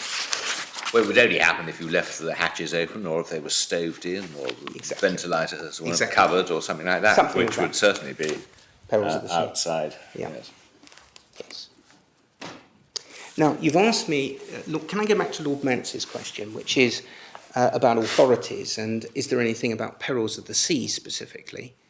There is a case called Fawcus, which I'm going to show you, and there's Mayban, but we say it makes no difference at all to the principle, whether you're talking about increases of temperature, differences in pressure, or whether you're talking about directional movement of waves, or the force of the weather, or the wind. And in fact, it could be a combination of all those circumstances which are precipitating inherent vice loss. It's the same principle that must apply to all those cases. And there's no warrant whatever for distinguishing between those different causes for the purposes of inherent vice and loss by perils of the sea. So we say all 5 cases apply. Mr. Pollock says no, 3 of them don't apply because they're temperature cases. Let me show you Fawcus next, which I think you may not have seen.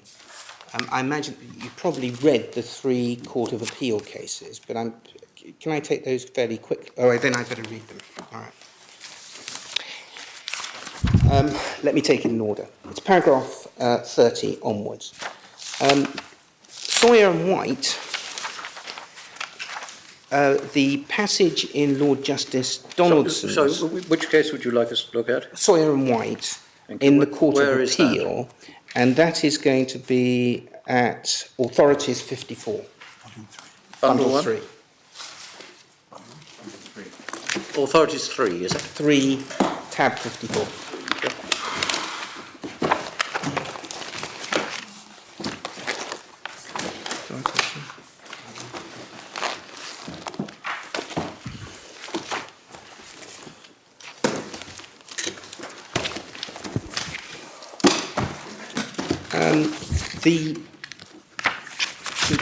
The leading judgment, if I can say that, is given by Lord Justice Donaldson. And what happened was that after the judgments were delivered, there was a hearing before the Court of Appeal, and Mr. Ricks, who was then counsel, asked Lord Justice Waller what his position was about causation. And Lord Justice Waller said on the transcript that he agreed with Lord Justice Donaldson. And we've set out that in the printed cases for the Sawyer and White appeal, and we've got the transcript, and they are in bundle 4 at 81, 82, and 83. But I'm not going to turn it up now, if I might be forgiven for doing so. So that Lord Justice Donaldson's judgment on causation was agreed to by Lord Justice George Waller, and Lord Justice O'Connor agreed with both judgments. And Lord Justice Donaldson's judgment becomes important for present purposes at page 149, right-hand column. Turning now to inherent vice, I would adapt the definition enunciated by Lord Sumner in Gaunt's case, quoted by Lord Justice Scrutton. A loss by inherent vice is one which is proximately caused by the natural behaviour of the subject matter insured, being what it is, in the circumstances... I'm so sorry, Mr. G, what page are you Page reading? 149 in the report, right-hand column, halfway down the page. I'm so sorry.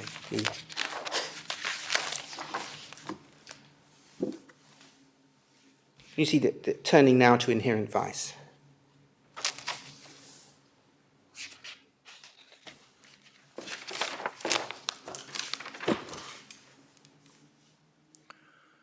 He says he'd adapt the definition enunciated by Lord Sumner, and he gives his definition. A loss is one which is proximately caused by the natural behaviour of the subject matter insured, being what it is, in the circumstances in which it was expected to be carried. And that's in line with the exception of inherent vice in a contract of affreightment, and he cites from Scrutton, unfitness of goods to withstand the ordinary incidents of the voyage, given the degree of care which the shipowner is required by the contract to exercise. Seems to me both right and natural the concept should be treated similarly in the context of both carriage by sea and marine insurance. And he disagrees with Arnold on that. And he disagrees with their view that packing couldn't constitute inherent vice. And at the top of page 150, at the risk of tedious repetition, inevitability or known certainty of loss has no necessary connection with inherent vice. The ordinary incidents of a voyage are as variable a factor as is the degree of care lavished upon the cargo by the shipowner, even when he's not in breach of his duty under the contract of carriage. Given what, to the commercial lawyer who only learns of adventures which have turned sour, may seem to be an unusual degree of luck, many cargoes which, given less luck, would surely perish in whole or in part, and will be carried with little or no loss, and the risk of loss occurring in such circumstances is clearly insurable. Now, the passage in Mr. Justice Lloyd's judgment, which is disapproved, is at page 150, right-hand column, and it's in the second paragraph, the only respect in which I would differ from Mr. Justice Lloyd is in relation to his findings on causation. The learned judge said, burden of proving inherent vice undoubtedly rests on the defendants. They have proved that inherent vice was a cause in the sense without moisture the damage wouldn't have occurred at all. But they've not succeeded in proving that inherent vice was the cause, the proximate cause, or one of the proximate causes. It was, to use language that, to my mind, still expresses the meaning most accurately, a causa sine qua non, but not a causa causans. It may be said that inherent vice must have been the proximate cause if the soya beans were, in fact, incapable of withstanding the ordinary incidents of the voyage. That is what inherent vice means. I don't agree. Where there is an insurance against risks of heating, and heating occurs because of the conditions under which the soya beans were carried on the particular voyage, I am entitled to hold that the cause of the damage were the conditions under which the soya beans were carried, even though the conditions were normal, and even though nothing untoward occurred. I would only be obliged to find inherent vice if soya beans were such they couldn't withstand any normal voyage of that duration. For the reasons already mentioned, that wasn't the case here. That's the same point as in Norton and Harding, isn't it? Yes. No. And then Lord Justice Donaldson says, I fully accept his finding that the cause of the loss was the condition under which the soya beans were carried, but I disagree with his conclusion. As I've said, in my judgment, a loss is proximately caused if the natural behaviour is such they suffer a loss in the circumstances in which they're expected to be carried. So he's saying it's within the four walls of the risk. It's only one candidate. There is no competing cause, and if the position is that the conditions were normal and nothing untoward occurred, it's within the four walls of inherent vice. It's a one-horse race. And the bound to occur test is in fact derived from this passage in Mr. Justice Lloyd, saying that it's the incidents, unless it's the incidents which are bound to occur, which are causative, then it's not inherent vice. So that's Sawyer and White. The next of the three cases is Norton, and we've dealt with that in paragraph 33 in our case. Its authority is 58. We've quoted the relevant part of the judgment in paragraph 33, and you'll see the words there. Perhaps most importantly, there's nothing in the facts of the case to suggest any untoward or unusual event of any kind. It wasn't unusually hot or humid in Calcutta, nothing to suggest an unusual period between manufacture and packing of the gloves. There's nothing to suggest the position of the containers was unusual. They were, on the evidence, an entirely normal series of shipments. And that's part of the ratio of the case. And the Court of Appeal held that it was caused by inherent vice. Then you've got Nelson Marketing, which is in authority 69. It wasn't cited. What was the alternative suggested cause in Norton? What was the argument put was that there were some shipments that made it, a lot of shipments that made it. So there must have been something that caused these shipments not to make it. And the argument was rejected in part because there was no evidence to show that the shipments that made it were similar to the shipments that didn't make it. So that considerably reduced the evidential basis for saying that there must have been something odd about this particular shipment. I thought, I mean, the alternative cause was internal rain, Yes. i.e. moisture condensing on the deckhead, Or something which like was that. coal. Yes. I think that Yes. was, Yes. and that was said to have, so to speak, separated itself from the condensation which caused it. Yes. Now, Nelson Marketing, if I can just take that out, it's authorities, it's volume 4, authority 69. This wasn't cited to the Court of Appeal. It's a decision of the British Columbia Court of Appeal. There was a very long trial at first instance. And it went to the appellate court, which reversed the decision of the trial judge. And it did so on the basis that the suggested candidate second cause were the conditions in the feeder vessels that received the wood, and that these conditions were somehow a new cause which interrupted inherent price. Paragraph 2, I see. It's number 69. One needs to pick up the paragraph 2 is the policy. Flooring was purchased by Nelson Marketing, was insured under policy, and there's a number, employing what are known as the Institute cargo clauses.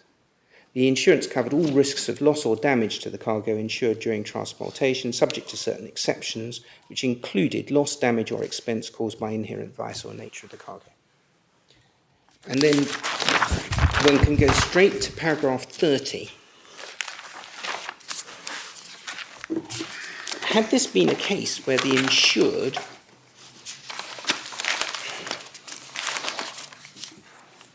had adduced evidence to establish that the temperatures in the holds of the feeder vessels, that's the vessels where the wood went before it went onto the main ship, were substantially beyond what was to be expected in the ordinary course of the carriage concerned, it might then have been said that the cause of the damage was fortuitous, subject to the significance to be attached to the moisture absorbed while the flooring was waiting shipment. That, however, was not the case. The insured sought to prove at trial. It would seem that for obvious reason, no evidence about the conditions to be expected was adduced, and it seems to me improbable that evidence of that kind ever existed, particularly when the environmental conditions in which the damage occurred were apparently the same in all three of the feeder vessels involved.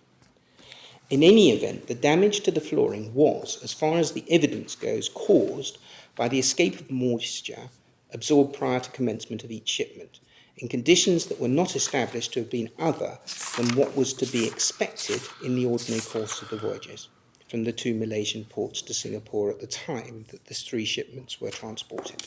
The cause of the loss was, in that sense, internal to the flooring.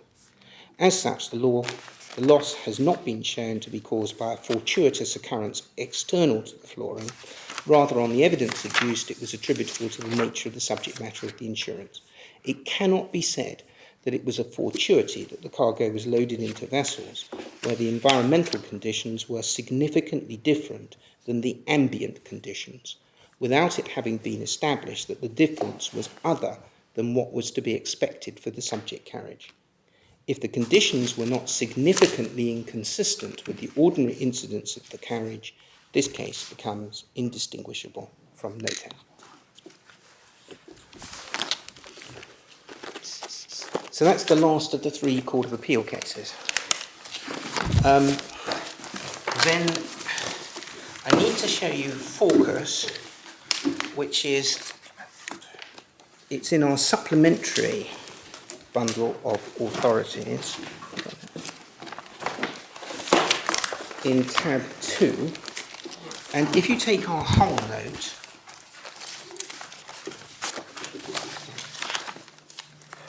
you keep that back. If you've got our whole note somewhere.